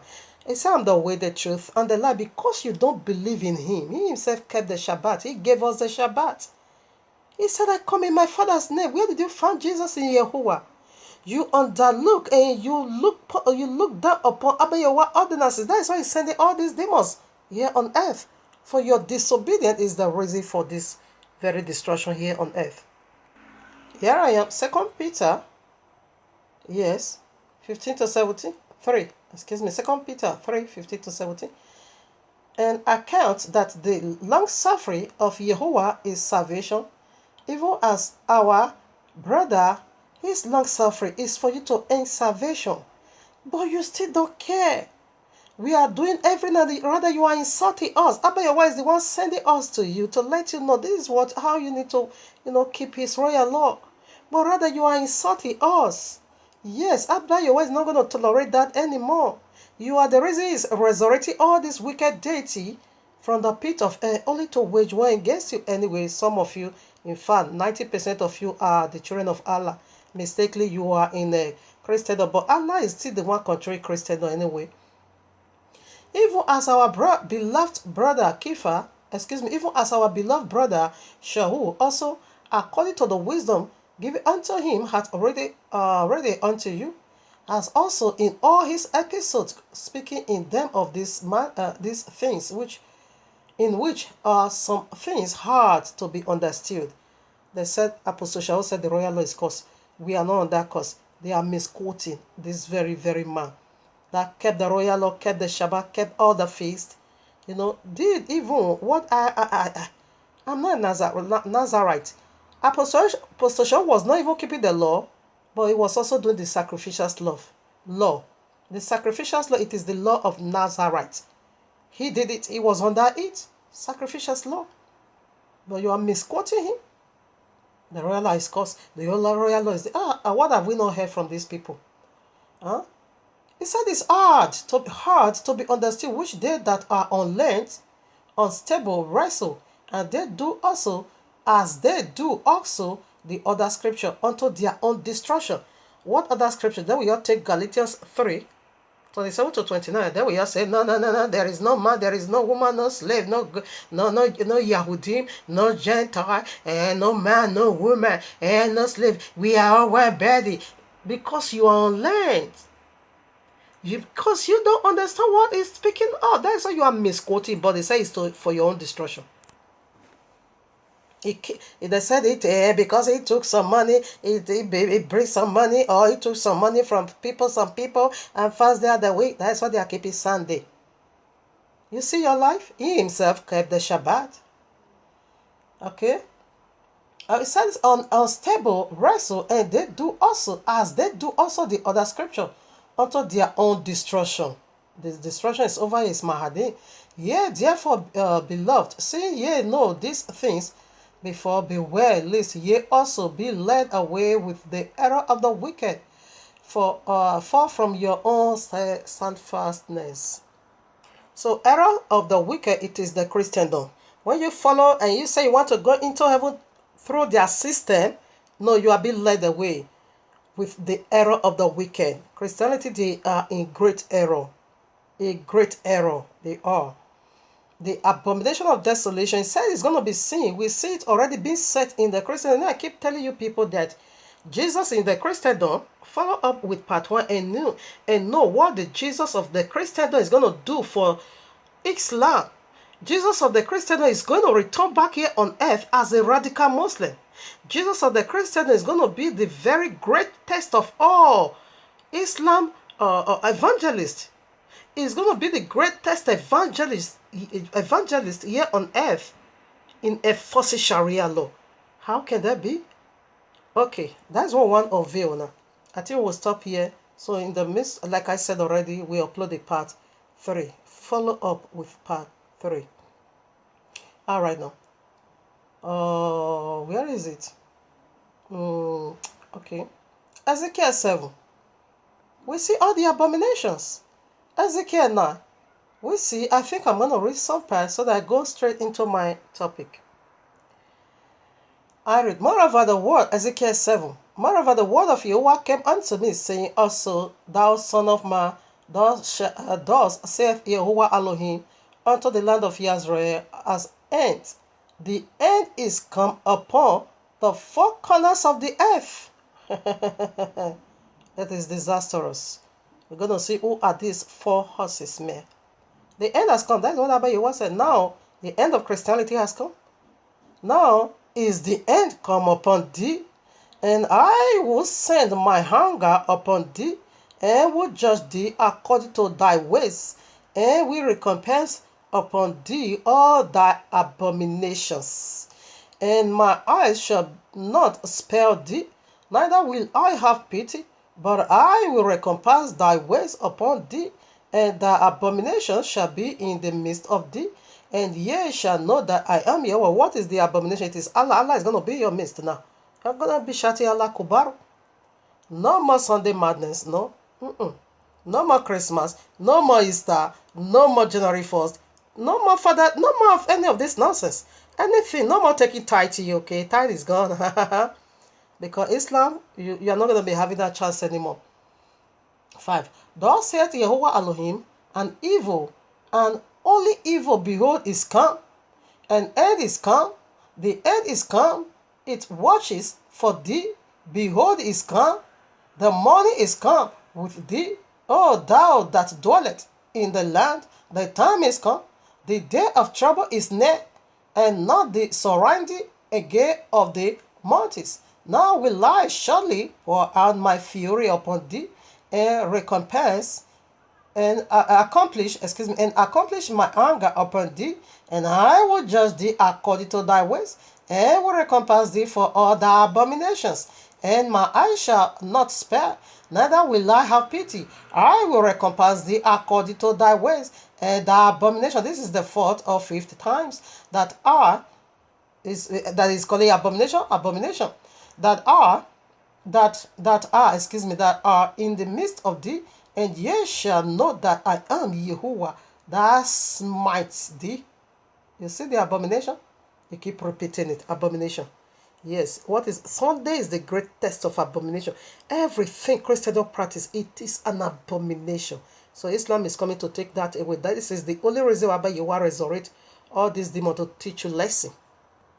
Abba Yahuwah gave it to you in a very simple way. You said no. You will see what Islam is going to do to you. That same Ezekiel chapter 9. He cried also in my ears with a loud voice, saying, cause them that have charge over the city to dwell to draw nigh, even every man with his destroying weapon in his hand. What is destroying or destroyer? It is abadedo. And behold, 6 men came from the way of the high gate, which lieth towards the north, and every man a slaughter weapon in his hand, and one man among them was clothed with linen. This is Yahushua. Among all these 4 horses that's going to do damages. In fact, there are 5, not 4, because Jesus is coming and the 4 horses man is coming. Okay, you will see that now. With a written incan by his side, and they went in and stood before the brazen altar, and the glory of Yahuwah of Israel was gone up from the cherub, whereupon he was to the threshold of the house, and he called to the man clothed with white linen, which had the written incan by his side. And Yahuwah said unto him, Go through the midst of the city, through the midst of Jerusalem, and set a mark, listen, upon the foreheads of men that sign and that cry for all the abominations that be done in the midst thereof. Like what I'm doing now, there's a sea of YAHUAH on my head, because I cry against Christianity, because they are doing wickedly, they are deceiving the whole world. Okay, with their wickedness. So those people will be preserved and will not go through this great slaughtering and fire that is on earth. No, they won't witness that. 5. And to the others he said in my hearing, Go ye after him through the city and smite. Let not your eyes spare. Let not your eyes spare, neither have ye pity. Slay utterly old and young, both maids and little children and women, but come not nigh any man upon whom is the mark, and begin at my sanctuary. Then they begin at the ancient men which were before the house, and he said unto them, Defile the house, and fill the cart with the slain. Go ye forth. And they went forth and slew in the city. You see, the 6 men, 1 is Yahushua, and the 4 is the 4 horsemen, and 1 in the middle, it is Jesus. That's it. It is Jesus. Yahushua is in their midst. And Abba Yahuwah commanded them to do so. And what did he say? He said, this judgment is going to begin in my house. Who are they? First of all, is Islam going to turn against Mahdi? It is the Christian. They are the one going to put them in order. You can read Revelation 7. You're going to see the seal that is going on now. It said the angel now pushed back the 4 wings. And these 4 wings are the 4 angels. Like I read already in 2nd alphabet. They are the 4 angels, the 4 horses men. Okay, they already stationed in the 4 corners of the earth, because where they were hiding is dried already, the river Euphrates. Now these 4 angels, I'm going to let you know who they are. They are already in the 4 corners of the earth. You see, Abba Yahuwah says he's going to send destruction in the 4 corners of the earth. Revelation 7 said this wind was supposed to blow, but the angel now hold it first until we put a seal in the forehead of the servant of Yahuwah. So he pushed them back. But they are already in the 4 wings. What are they waiting for? The 200 million army to be resurrected. The physical resurrection. The 4 horses resurrect already, but still concealed. Okay? 1 Peter chapter 4 verses 17 said, Judgment will begin in the household of Abba Yahuwah. Proverbs 28:9 said, Anyone that closes his ears not to hear the law, his prayer is an abomination. Christianity said the royal law is a curse. Jesus nailed it to the cross. Your prayer is an abomination. You see, keep repeating abomination, abomination, abomination. Deuteronomy 43, pork is an abomination, but Christians, though they are eating it. Zechariah 8, we also see the greatest abomination over there, Sunday keeping. So this is why Abba Yahuwah is going to do this. So let's see how they are going to do it. Who are the 4 horses men? The hellfire on earth. Let's see how it works. So who is the first horseman? Okay, let's go to Revelation 6. Ecclesiastic 1:9 make it so clear. There is nothing new at all under this heaven. What has been will be again. What has been done will be done again. We see, he said, this was and not and yet shall be. It is their resurrection. That is what we are talking about. The second alphabet. This is their resurrection. Excuse me. Okay. It is their resurrection. It is the time for demons, all this deity to be resurrected. But that is hellfire on earth. Demon cohabit with human. It is hell on earth. So we want to look into that. So right now, Revelation 6, I read. Revelation 6 is about Sharia law. Nothing more at all. Nothing more about Sharia law. And I saw when the Lamb, this is Yahushua, we see that 6 men, Yahushua was in their midst. And when Yahushua is also in their midst over here. And when Yahushua opened, and I saw when the Lamb opened one of the seals. And I heard, as it were, the noise of thunder, one of the 4 beasts saying, Come and see. And I saw, and behold, a white horse, and he that sat on him had a bow, and a crown was given unto him, and he went forth, conquering and to conquer. Who is he going to conquer? He's going to start first. Because Abba Yehovah is going to command them. Revelation 17, Abba Yehovah said, he is the one that put things in their heart. Okay? First of all, he's going to command them to go and put Christianity in order. Because Abba Yehovah wanted to give you in a very simple way, but your hand was so hardy, and you were not ready. Now Islam is going to let you do that. Okay, how to keep Friday, how not to desecrate Friday. Shabbat is what Abba Yehovah give unto you. Desecrate it. Now Islam is on this way. They are His servants. They are going to teach you how to keep Friday unto Allah. Okay, and if you desecrate Friday, you're going to see. It is hellfire. That is the third letter. Coincident? Not at all. Not at Abba Yehovah is speaking to you. If only your heart will be open. This is going to be a huge purifying effort on you. Now, who is the first horseman? It is Ishmael. It is Ishmael. Ishmael is coming back. And that was how Abba Yehovah revealed it unto me. He resurrected everything in him was fire. So Ishmael is Mahdi. These are power that is going to conjunct together. Just like Yahuwah, he came, he was possessing 2 identity. One was Eliyahu, and one was him. He said he's going to come in the anointing and the spirit, or in the spirit of Eliyahu. So he was possessing 2 identity. Ishmael, it is Mahdi. Why? Because Abba Yehovah have a covenant with Ishmael. Yes, he have a covenant. That is why they have their own governing system. Okay? So you can read Genesis 16, 1 to 12. He make a covenant with Ishmael to multiply his seed exceedingly. When you also go to 17, 20 or so, he make a covenant concerning Ishmael to multiply him exceedingly. We are still coming into that. That's why I didn't read it.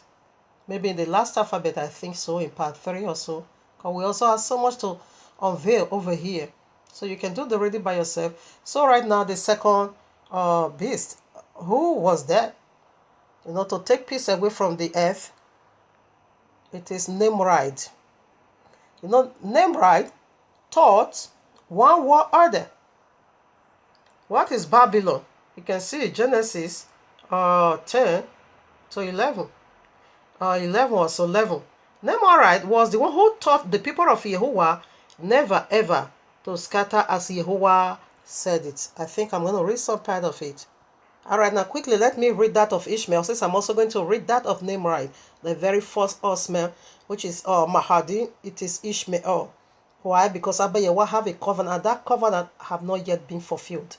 Here I am, Genesis 16, 11 to 12. And the angel of Yahweh said unto, the angel of Yahweh is Yahushua, okay, said unto her, Behold, thou art with child, and shall bear a son, and shall call his name Ishmael. The name of Ishmael came from the heavens, okay. Yahushua was the one who named him that name, Ishmael, because Yahuwah had heard thy affliction, and he will be a white man.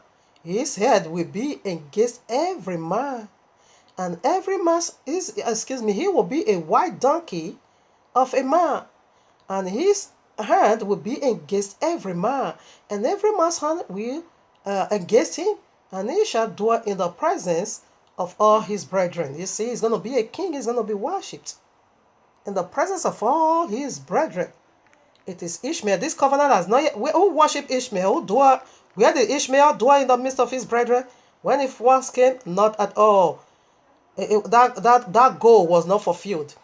Here I am, 17, Genesis 17:20. Listen now. And as for Ishmael, this is Abayewa speaking, I have held thee. Behold, I have blessed him, and I will.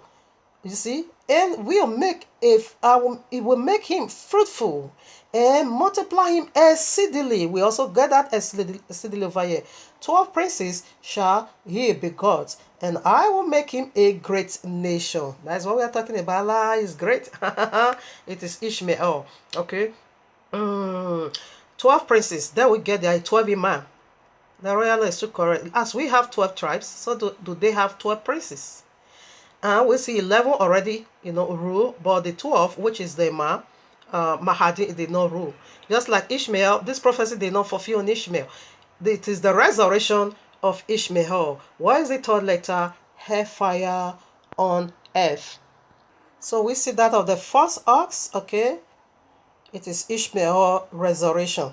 And your disobedience brings about this. Said that the man is going to say, we cast out demon, we prophesy, we do many miracles. We say, I never knew you. Okay, because you workers of iniquity. You see, he's going to reject you. This is so sad. This is how he has already rejected you and sent you now to Islam. Because these are the two families, Islam and Ishmael. We have our covenant. Ishmael have their covenant, but Christians they don't have. So you are going to be joined with it because Abayewa wanted you to join with us. But some of the Gentiles, they join with us. Some of the sons of Keturah join with us. So the other part is going to join with Islam. So now I read for the second. We see the first beast already. It is Ishmael. So we go for the second beast. And when he heard open the second seal, I heard the second beast say, come and see. And there went out another horse that was red. I think I should have been putting their picture than putting. No, this one is. So this is Ishmael. Okay. Ishmael simply means when you call, Abayewa is going to hear. That is Yahuwah hears. El is Elohim. God hear when you call. So whatever they desire in this their reigns, Abayewa is going to give it unto them. Because it is the promise he make unto them. This is Ishmael / Mahdi. Alright, now this is Nimrod. Okay. Who taught the whole world to rebel against Yahuwah. So I read now. Revelation 6:4. And then went out another horse that was red. What is red? According to biblical terminology, it simply means sin. That is the only definition, sin. You can see Isaiah 1:18.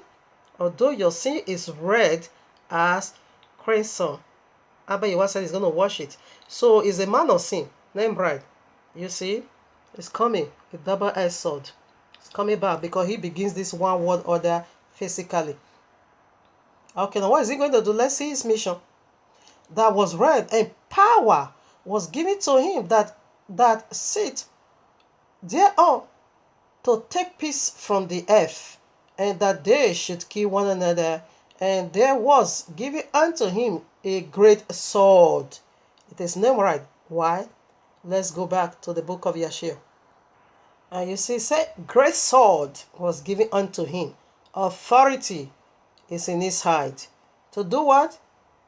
To take peace away from the earth. And when peace is gone, what follows? Confusion, Babylon.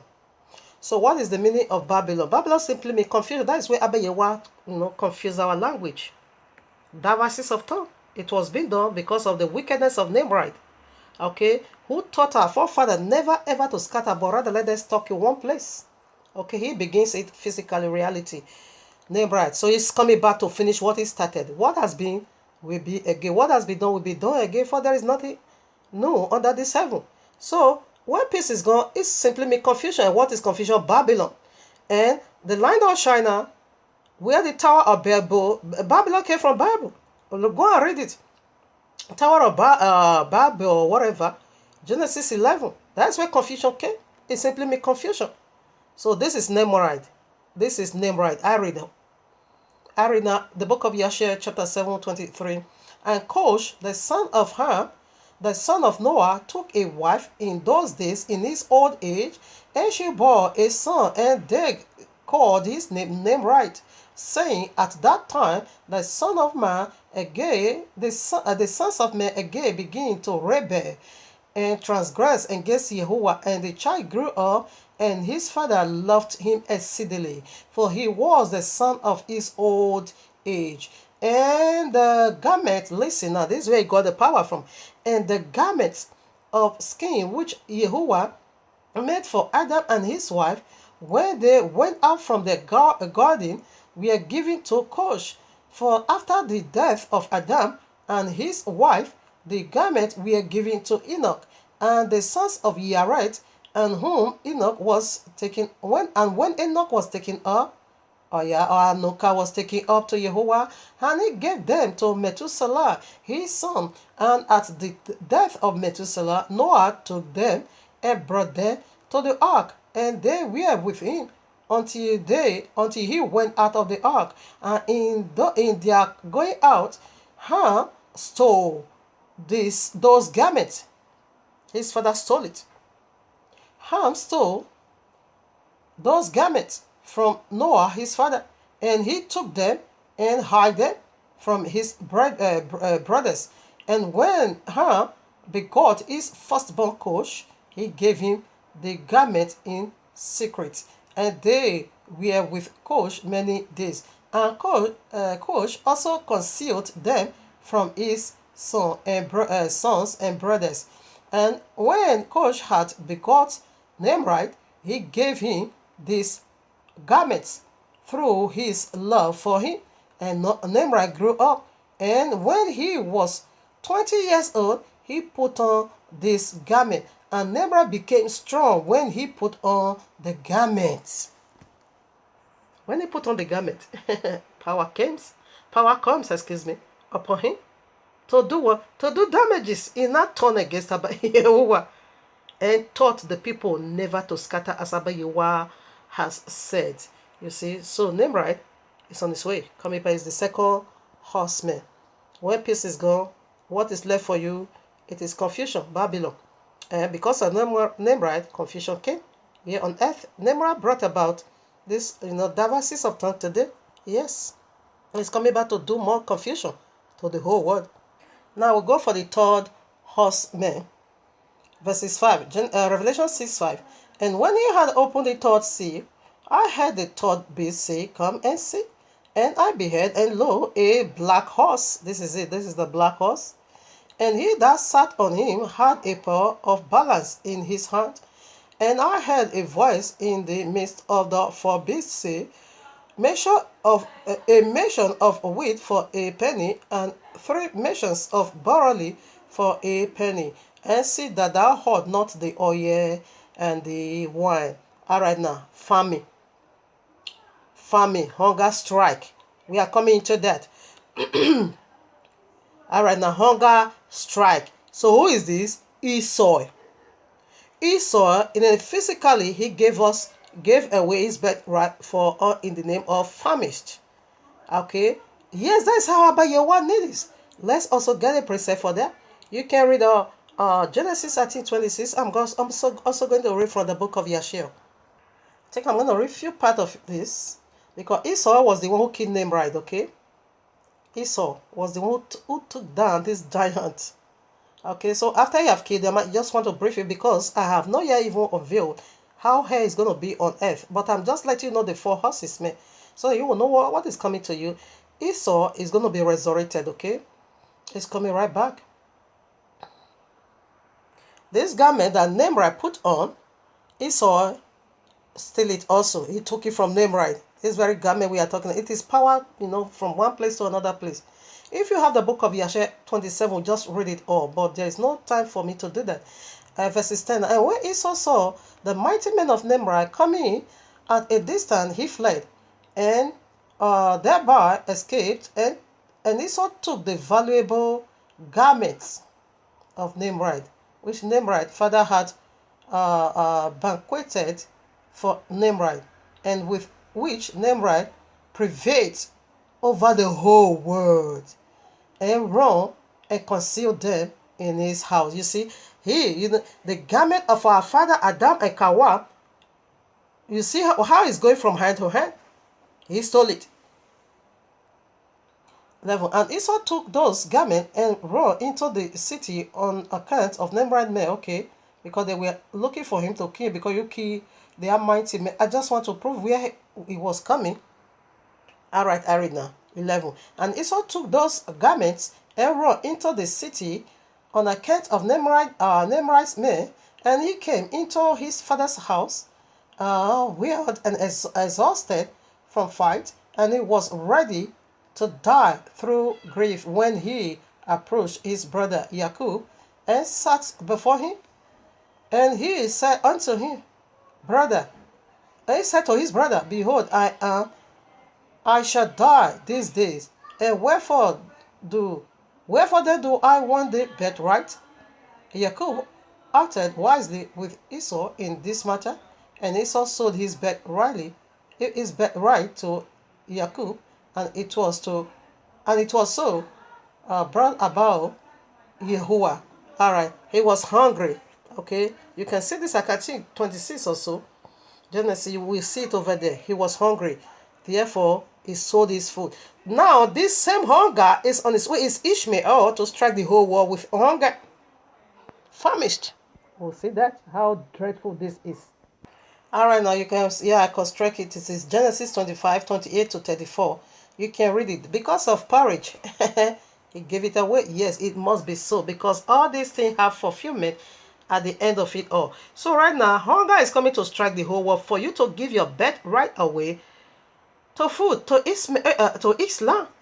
Yeah, it's going to cost you that damages, because he loses his own through food. Because of famine, he was famished. Okay, now he's also coming with that spirit. There's going to be hunger strike here on earth. So we'll go for the last oxman. All right, now here I am. Revelation 6 and verses 6.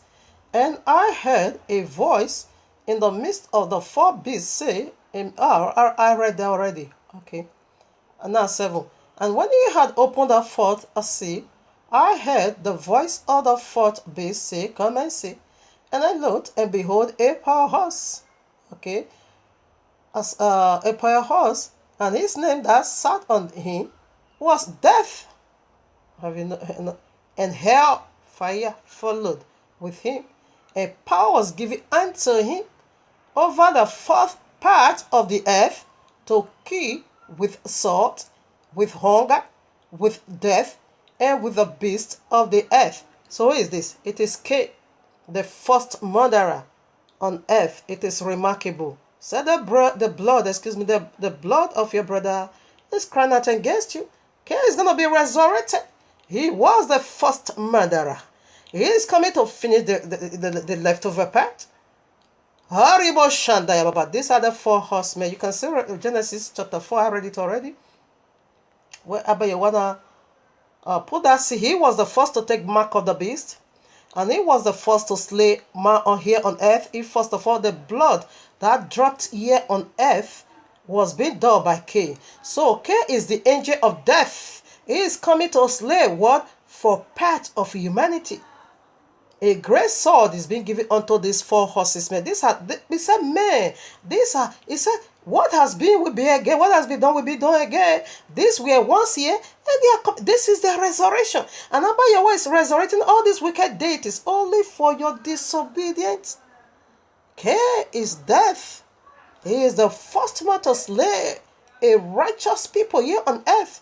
And he is coming again to slay righteous people of YAHUAH. Because as we read in part 1, listen to part 1 in order for you to know what I'm talking about. He said power has already been given unto this little horn to wage war evil against the saints of YAHUAH, and he's going to overcome them. And they are all in one body. So Cain is coming to slay against the righteous Abel that will refuse to give in to him.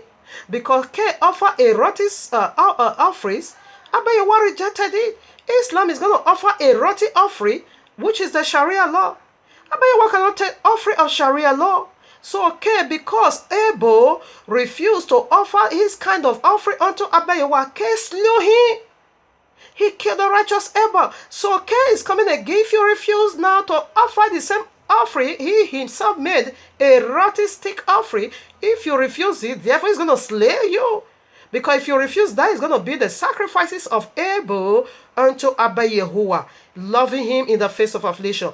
If you refuse it, he's going to kill you for that reason. Because the people of Yahuwah is right here. It's going to slaughter them. Okay, was the first murderer because you do good. Because you offer a holy offering unto Abba Yahuwah, is going to kill you for that reason. So the fourth horseman, it is Cain. It is their resurrection. Okay, now let's see the damages these four demons is going to do. They are the four horses, men. They are already be positioned in the four corners of the earth. We see that they will be burned in the river Euphrates. Now they are being risen because Euphrates is dried already. These four horses may already be positioned in the four corners of the earth. They are leaders. What are they waiting for? They are seven, which is what 200 million army, as we read in Revelation now. They are coming to do damages. And this is the third alphabet of this one called Mahdi, hellfire on earth.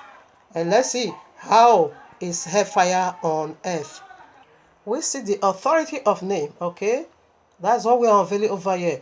John 5:43, Yahushua said, I come in my Father's name, you receive me not. But another one is going to come in his own name. Him you will receive. Allah you will receive. You have already received Jesus. Again, you're going to receive Allah. Exodus 3, that is where the name was being given. What is being called? Yahuwah. I am that I am. Okay? I am that I am. And Yehoshua, what is the meaning of Yehoshua? I am that I am is salvation. So he's going to save you. Jesus is going to save you from this deadly destruction. Hellfire on earth. Fix it. Alright now, so we put scriptures. Matthew. Okay. So the first axis, it is of first Messiah, which is Mahdi, which is also Ishmael. Okay, it is the first Messiah coming out with the authority of his kingdom to enforce it on you. Here I am, John 5, I quoted it already, 43. I am come in my Father's name, and ye receive me not. If another shall come in his own name, him ye shall receive. You are going to receive Mahdi, Ishmael, and you are going to become Arab eternal. Okay? Exodus 3, we see where Moshe was going to redeem, because this has to do with redemption. When Moshe was going to redeem the people of Yahuwah out of the land of bondage, we are on bondage now. Moshe never said God is the name. He never said God. He said if they ask you what is your name, never settle on God, because God is an office, not a name. If they ask me what is your name, what am I going to say? I am that I am is my name forever. He said this is the name, this is my memorial name for all generations. And his son came with that name because it is a memorial name. And what it means, the name of his son, I am that I am, I told you already. That is what it is. Okay. His son's name, Yahushua, meaning I am that I am is salvation. And when this name was given, salvation was being given, deliverance was being given right in Egypt. Okay. He said, but you don't accept that, but Mahdi is going to come now. And surely you're going to receive Mahdi. So we say the offices of the first husband is to give you another day of worship and another name of, is the first Messiah. Christianity already accepts Jesus. So the Jesus in Islam is returning back as a radical Muslim. So we proved that already. Now we go for the second horseman. What is he going to do? So the first horseman is going to mark you with the mark of destruction, which is the mark, mark of the beast. And the second horseman, what is he going to do? We read now Matthew 13, Matthew 10, 13 to 14. And if the house is worthy, listen, and if the house, Yahushua was commanded the 12 apostles, when you go to a house, do it like this and do it like that, listen. And if the house be worthy, let your peace come upon it. But if it be not worthy, let your peace return to you. And whosoever shall not receive you, nor hear your words, when ye depart out of that house or city, strike off the dust of your feet. Verily I say unto you, it shall be more tolerable, for the land of Sodom and Gomorrah in the day of judgment than for the city. Okay, listen now. Now I'm preaching to you. This is what he commanded me to do for you. If you don't accept it, he said I should dust the sand of my feet against you and get my peace back. When peace is being removed from you, it is confusion. Name right. It's going to carry out this assignment on you. Confusion. Miss Babylon. The whole world is going to turn Babylon. Confusion. Confusion. All right now. So let us see the confusion. When peace is gone. What else? Torment. Revelation 9, 5-6. And to them it was given that they should not kill them, but they should be tormented 5 months. And their torment was as the torment of a scorpion when he strike a man. And in those days shall men seek death, and shall not find it, and shall desire to die, and death shall flee from him. 5 months. What happened? In the days of Noah, it was 150 days, and 150 days, 30 days in a month. That is our calendar. That is the royal law calendar. It is only 30 days in a month. Then you get 5 months. Okay? And he said, you are going to receive this torment for 5 months. And it's going to be like a serpent bite on you, that you yourself will even request to die. You shall not die. You shall not die, but to be tortured by all this horrible creature that came out, resurrected from bottomless pit. This is what they are going. Even though you convert to Islam, this is what they are going. This is what they are going to do to you. And your little ones, Islam, they are being commanded to have sex with a married woman. And your little ones, you see their prophet have sex with a little child of 6 years. These are the torment. This include the torment before your eyes. The other day I saw it on Google. ISIS, jihadist fighter, took a child of, I think, about 6 or 7 years. I think about four of them, I forgot, I'm not sure. They raped that child in the presence of her mother till she died, till she passed out, till she just died. And the fatwa stated that man need to have sex with his dead corpse. So this is the destruction that is coming here on earth. So let's see the assignment Abba Yahweh give to all this evil spirit that he himself is also going to resurrect, to torture the whole world for 5 months. You see, it is like the days of Noah. The water keep flooding until 150 days. But some part will say 40 days. But the water, subsided, yes, for 5 months. All right now. In Anuka, chapter 15, I'm going to read 1. And he answered and said to me, and I heard his voice, Fear not, Anuka, thou righteous man, and scribe of righteousness, approach hither, and hear my voice, and go say to the watchers of heaven, who have sent thee to intercede for them. Ye shall intercede for me, and not me for you. Wherefore have ye left the high, holy, and eternal heaven, and lay with women, and defiled yourselves with daughters of men, and taking to yourself wives, and done like the children of earth, had begotten giants as your sons? They are giants. All this demon is coming from Ishmael, name right. And why is the other Esau? They are all giants. And though ye we are holy, spiritual, living the eternal life, you have defiled yourself with the blood of women, and have begotten children with the blood of flesh. And as the children of the men have lusted after flesh and blood, as those also do who die and perish. Therefore I have given them wives, also that they might impregnate them and begot children by them, that thus nothing might be wanting to them on earth. But you were formerly spiritual, living the eternal life and immortality for all generations of the world, and therefore I have not appointed wives for you. For as for the spiritual ones of the heaven, in heaven is their dwelling. And now the giant who proceeded from the spirit and flesh shall be called evil spirits upon the earth, and on the earth shall be their dwelling.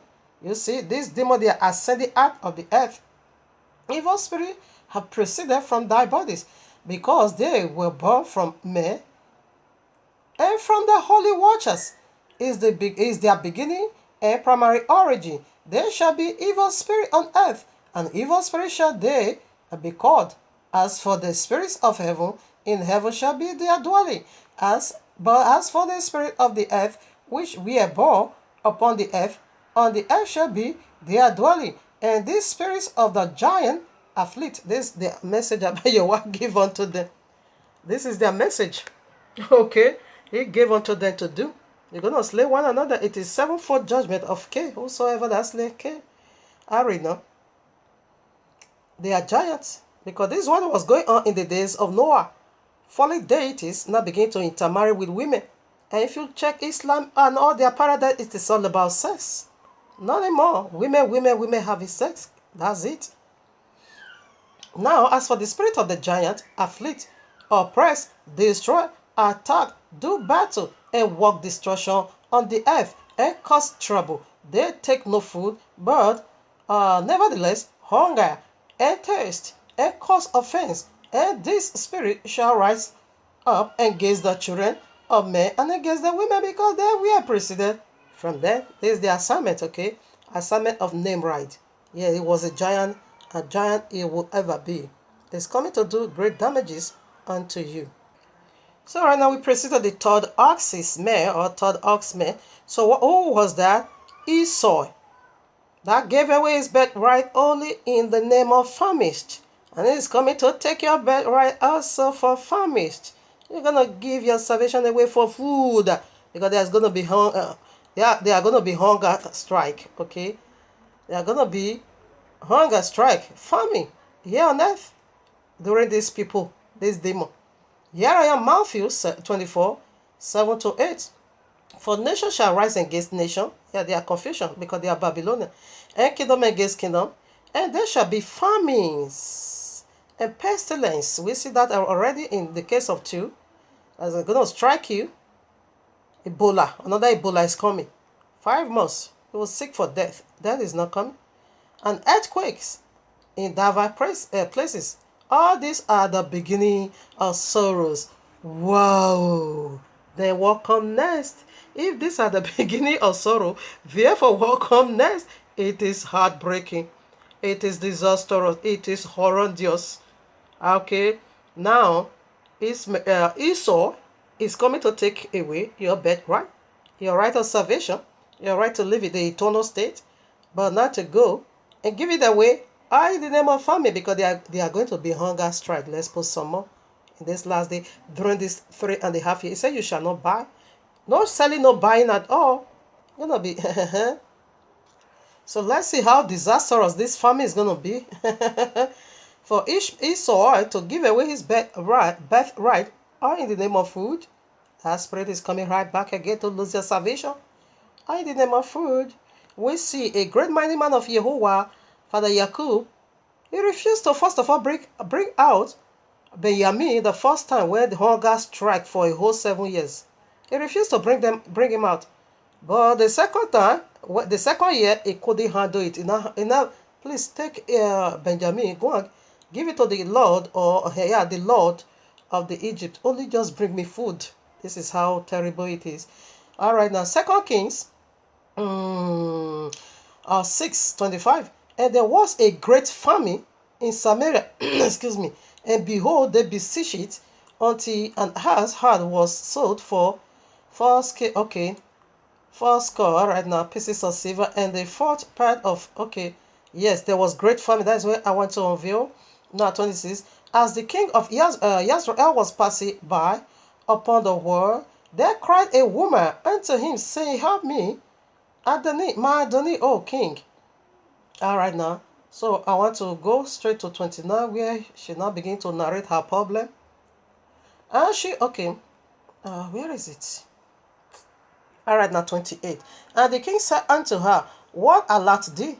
And she answered, this woman said unto me, give thy son that we may eat him today, and we will eat my son tomorrow. So we bought my son, she eat her own child. So we bought my son, and did eat him, and said unto her on the next day, give thy son, that we may eat him. And she had him, because this one is like she was a bit, pity for her son. Let this hunger kill you and me. rather than for me to use my own hand to kill you. But the other one, they cooked human being. I'm not even after that. Maybe she's compassionate. No, both of them ate human being. So this was how terrible it was. All right, now here I am. The famine is still going on. 2 Kings 25:3. And on the 9th day of the 4th month, the famine prevailed in the city, and there was no bread for the people of the land. It's coming. Damages, because everybody's going to be running away from Sharia law when they appear. So no one's going to be doing business. Everyone's going to be running for their lives. It is terrible. All right, now, the famine of Yasuf in the days of Yasuf is coming right back again. 7 years tribulation. Great. 7 years tribulation, but the great one, it is 3 years and a half. Here I am, Bereshit 41:56.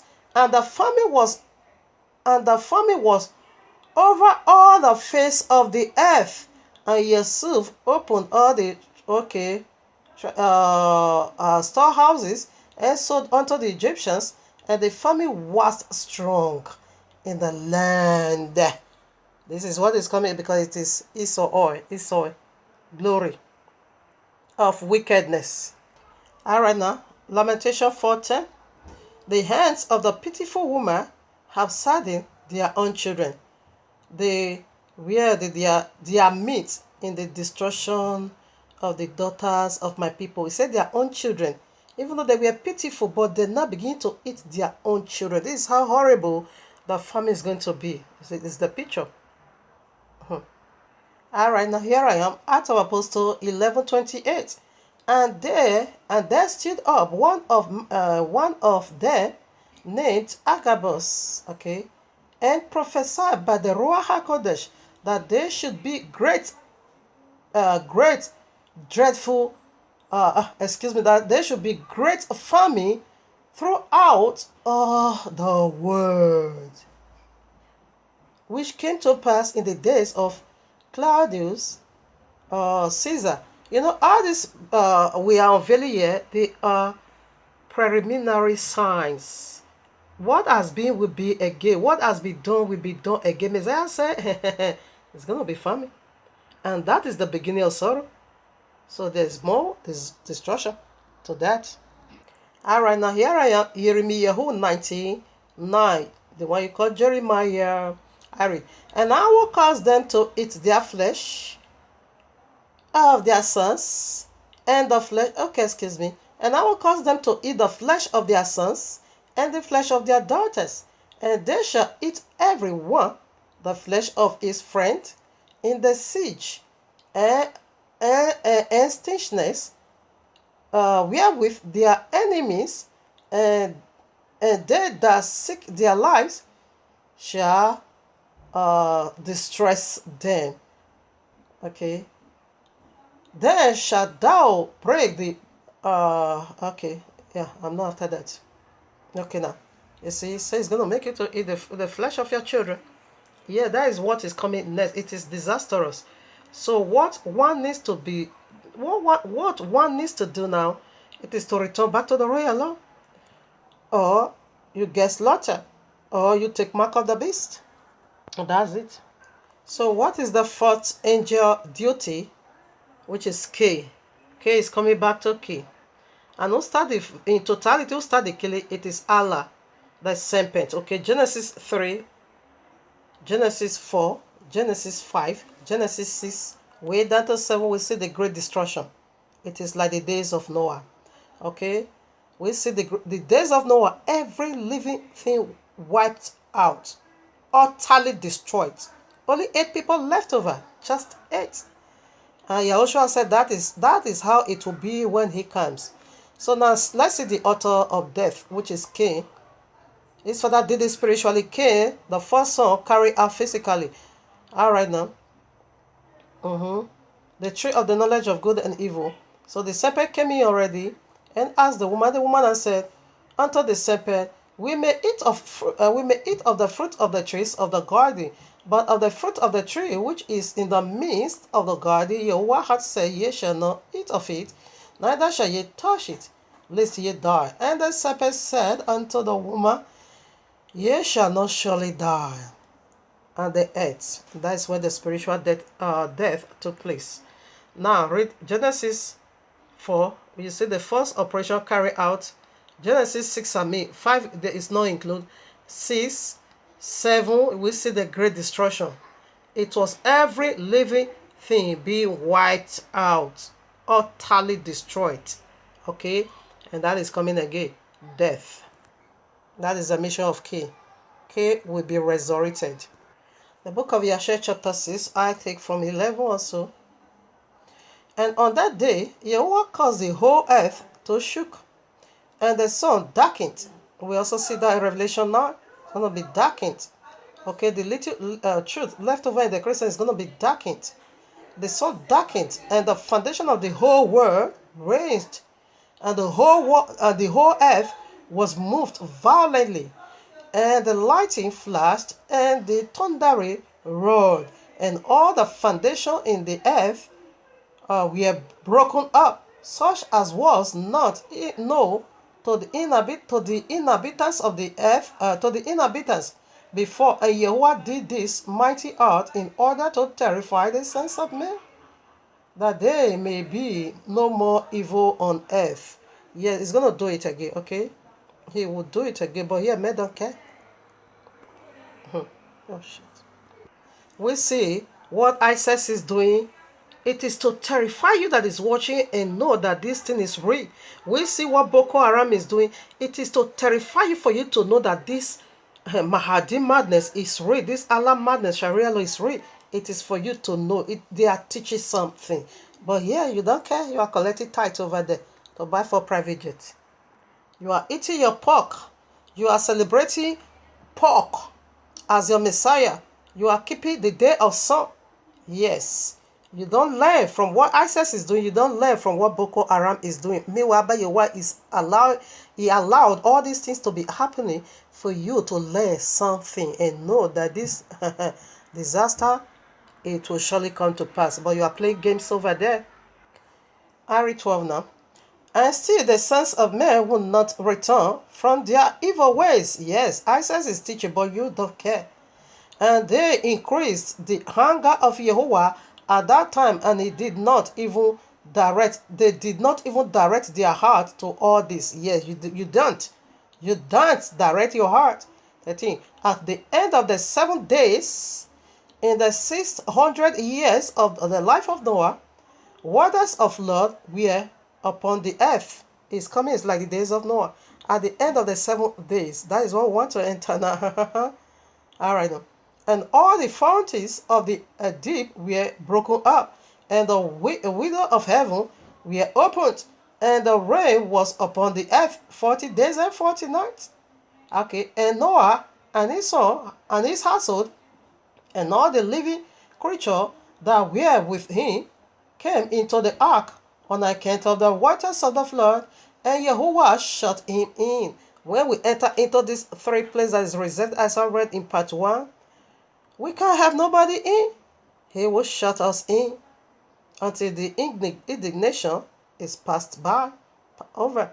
16. And all the sons of men that were left upon the earth became exhausted through evil on account of the rain, for the waters were coming more violently upon the earth, and the animals and beasts still surrounded the ark, and the sons of men assembled together about 700,000 men and women, and they came unto Noah to the ark, and they cried to Noah, saying, Open for us, that we may not come into thee in the ark, and wherefore shall we die? Do you know how painful this is?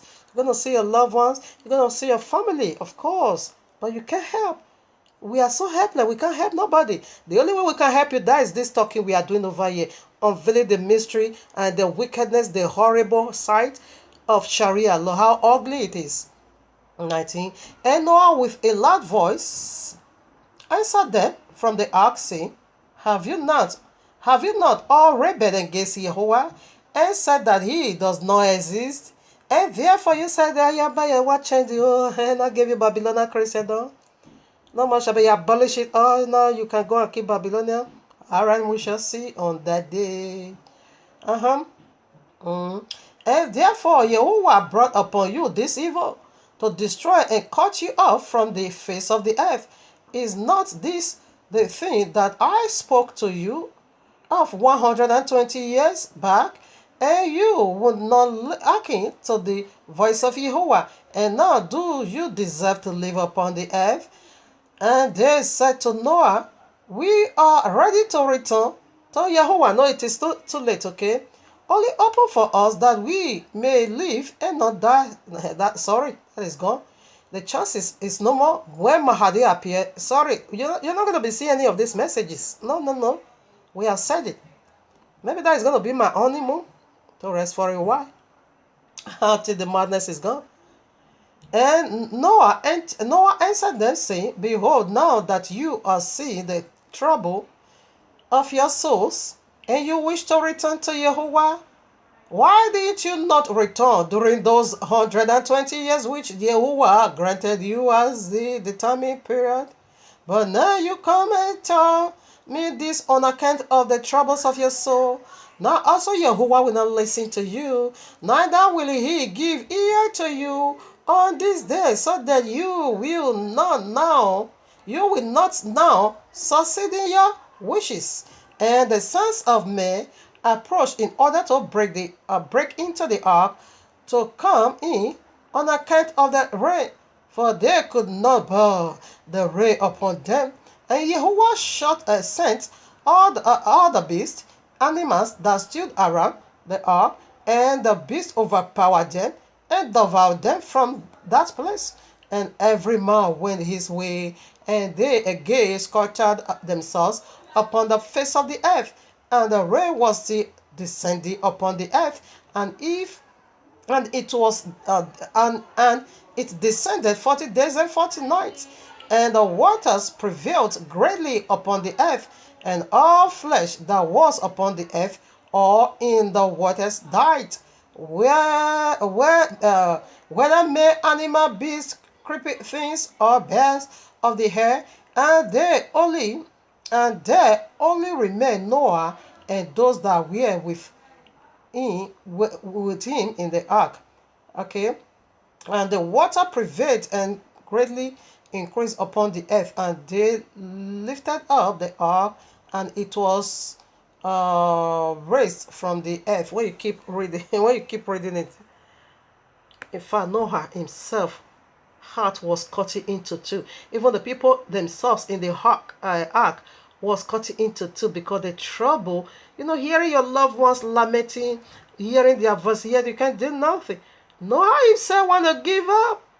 He was pleading for mercy because the destruction was so heavy. I would have loved to read it, but there is no time for that. Okay, because we're almost done with this. I read now Hebrew chapter 12, 26 to 27.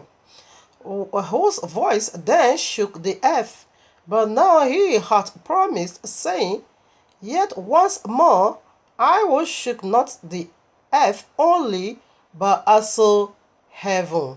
And this word yet once more signify the removing of those things that are shaken, as of things that are made, that those things which cannot be shaken may remain. Whosoever will, okay, it's okay. So it's gonna do this shaking. Is the one shaking it, not Allah Kubar. That is why I keep telling a Muslim, you don't shout Allah Kubar, because Allah is not the one doing this at all. It is Yahuwah. It's gonna shake the earth, to remove all those shakeable things. He once did it, yes, in the days of Noah. He once did it, but now he promised to do it again. These are not only the earth, but also the heavens. Now, Matthew 24, verses 29 also. I'm going to see the power of the shaking again. Immediately after the tribulation of those days, shall the sun be darkened, and the moon shall not give her light, and the stars shall fall from heaven, and the powers of the heaven shall be shaken. Okay, so what is this shaking? It is the coming of his son. So the coming of his son is going to be glory to the side that obey the royal law, and it's going to be causes of destruction to those that keep Babylonia. So family, this is the mystery on this third alphabet. Hellfire on earth. These are not coincidence. We knew name carries authority, and this is the hidden wickedness contained in this name called Mahdi, meaning the guide one, but it's going to guide you into destruction. That's it. When you receive the mark of the beast, you are a Ghana, eternal. So follow up with part 3. We're going to unveil the second, the D and R. Again, you need to follow. And we also have about 2 or 3 points as well. And that second day of the week, or midst of the week, the one you call Tuesday or Wednesday, I will upload the part 3. Shabbat Shalom.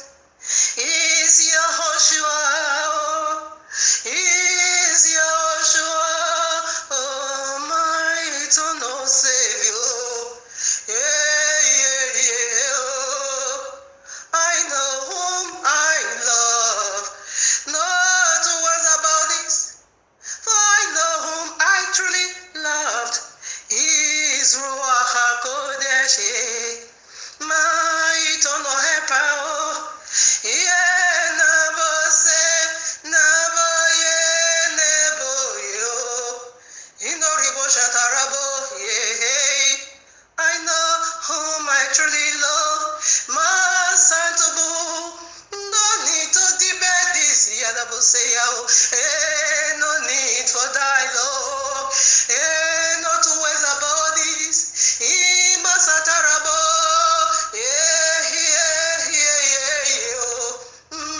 mama, yo, na Santa Labo, mama Sega. This is sealed and signed in my soul. Nebo Satarabo Yantu, this is signed and sealed in my soul. Naba say, Nabu yo, Mushantarabo Yadorobo Sekyo. Yeah, is the temple of Azariah.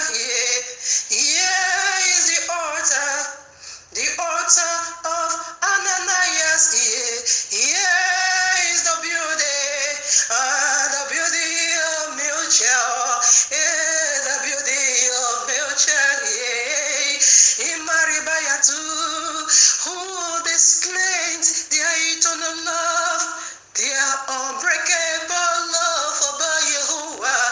In Borido Shantarabe, Masantarabo, whom displayed their eternal love, their unbreakable love for Yahuwah. In the face of affliction, in the face of tribulation, in the face of great trouble. As for me,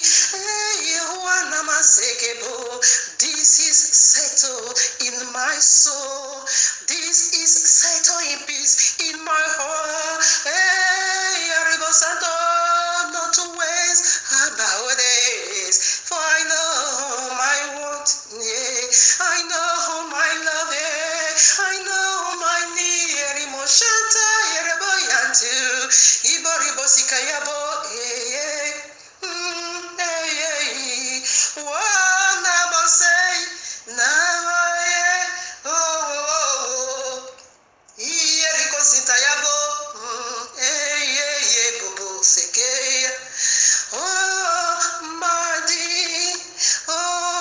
Mahdi, if Abba Yahuwah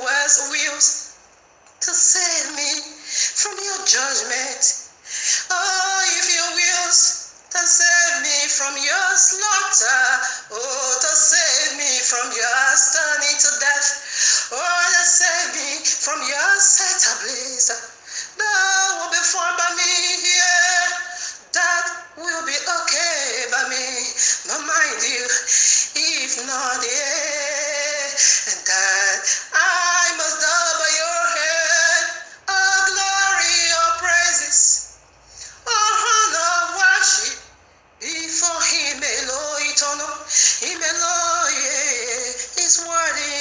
Oh, praise, worship, Yanarabaseke, Mahdi, Motion Tarabuyantu.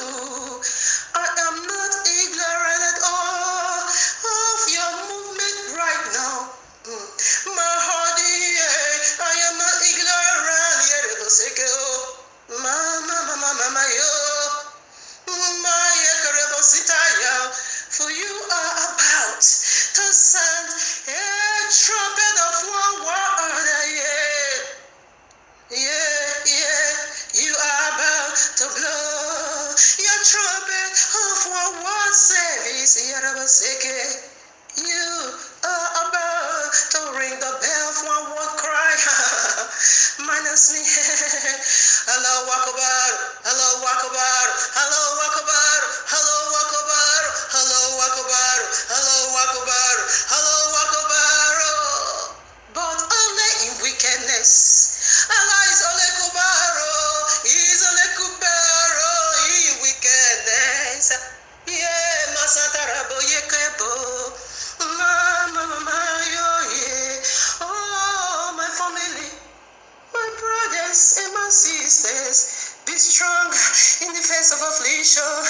Be serious, Yamaya Turbo, to know what you want, yeah. Oh, Yaribo Santa Yabo, and the earth is our home. This earth is our family house. Something, Yeboshando, went wrong in the family.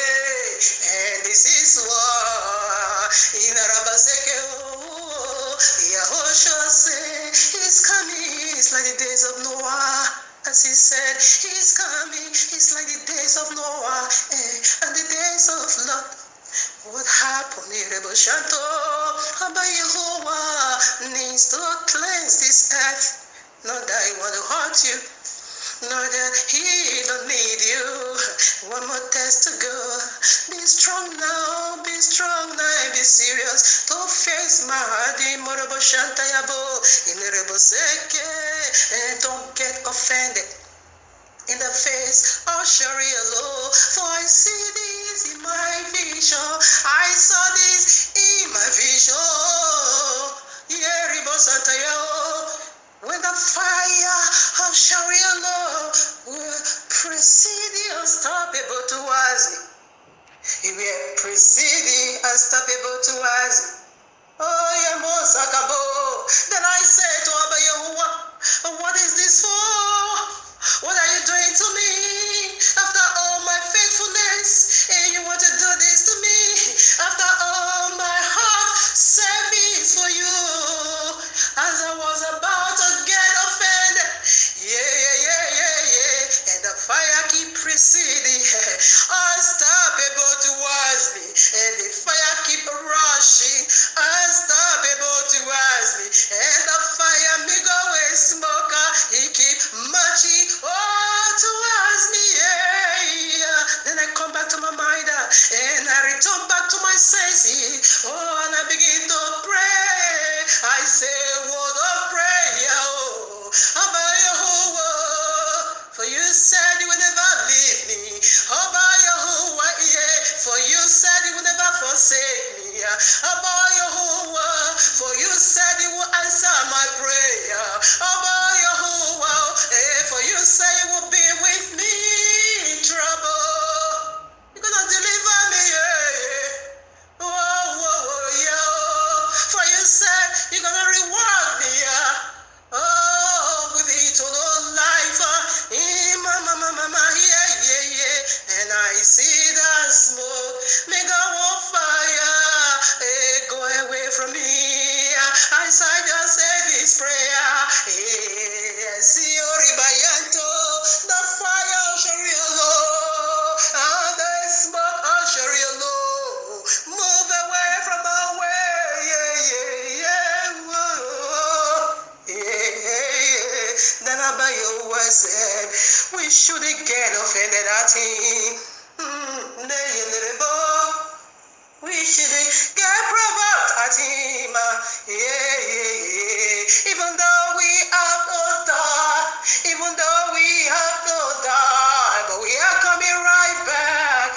first resurrection. Immediately after the great tribulation, the Son of Man is going to appear. Hey, we are coming right back again. Yeah, yeah. Let this strengthen you, and let this put hope on you. Don't get offended. Don't get provoked. At Yahuwah, it is another trick. Satan is going to use in the face of affliction. Yeah. Oh, Rabase, be strong, my family. He is with us.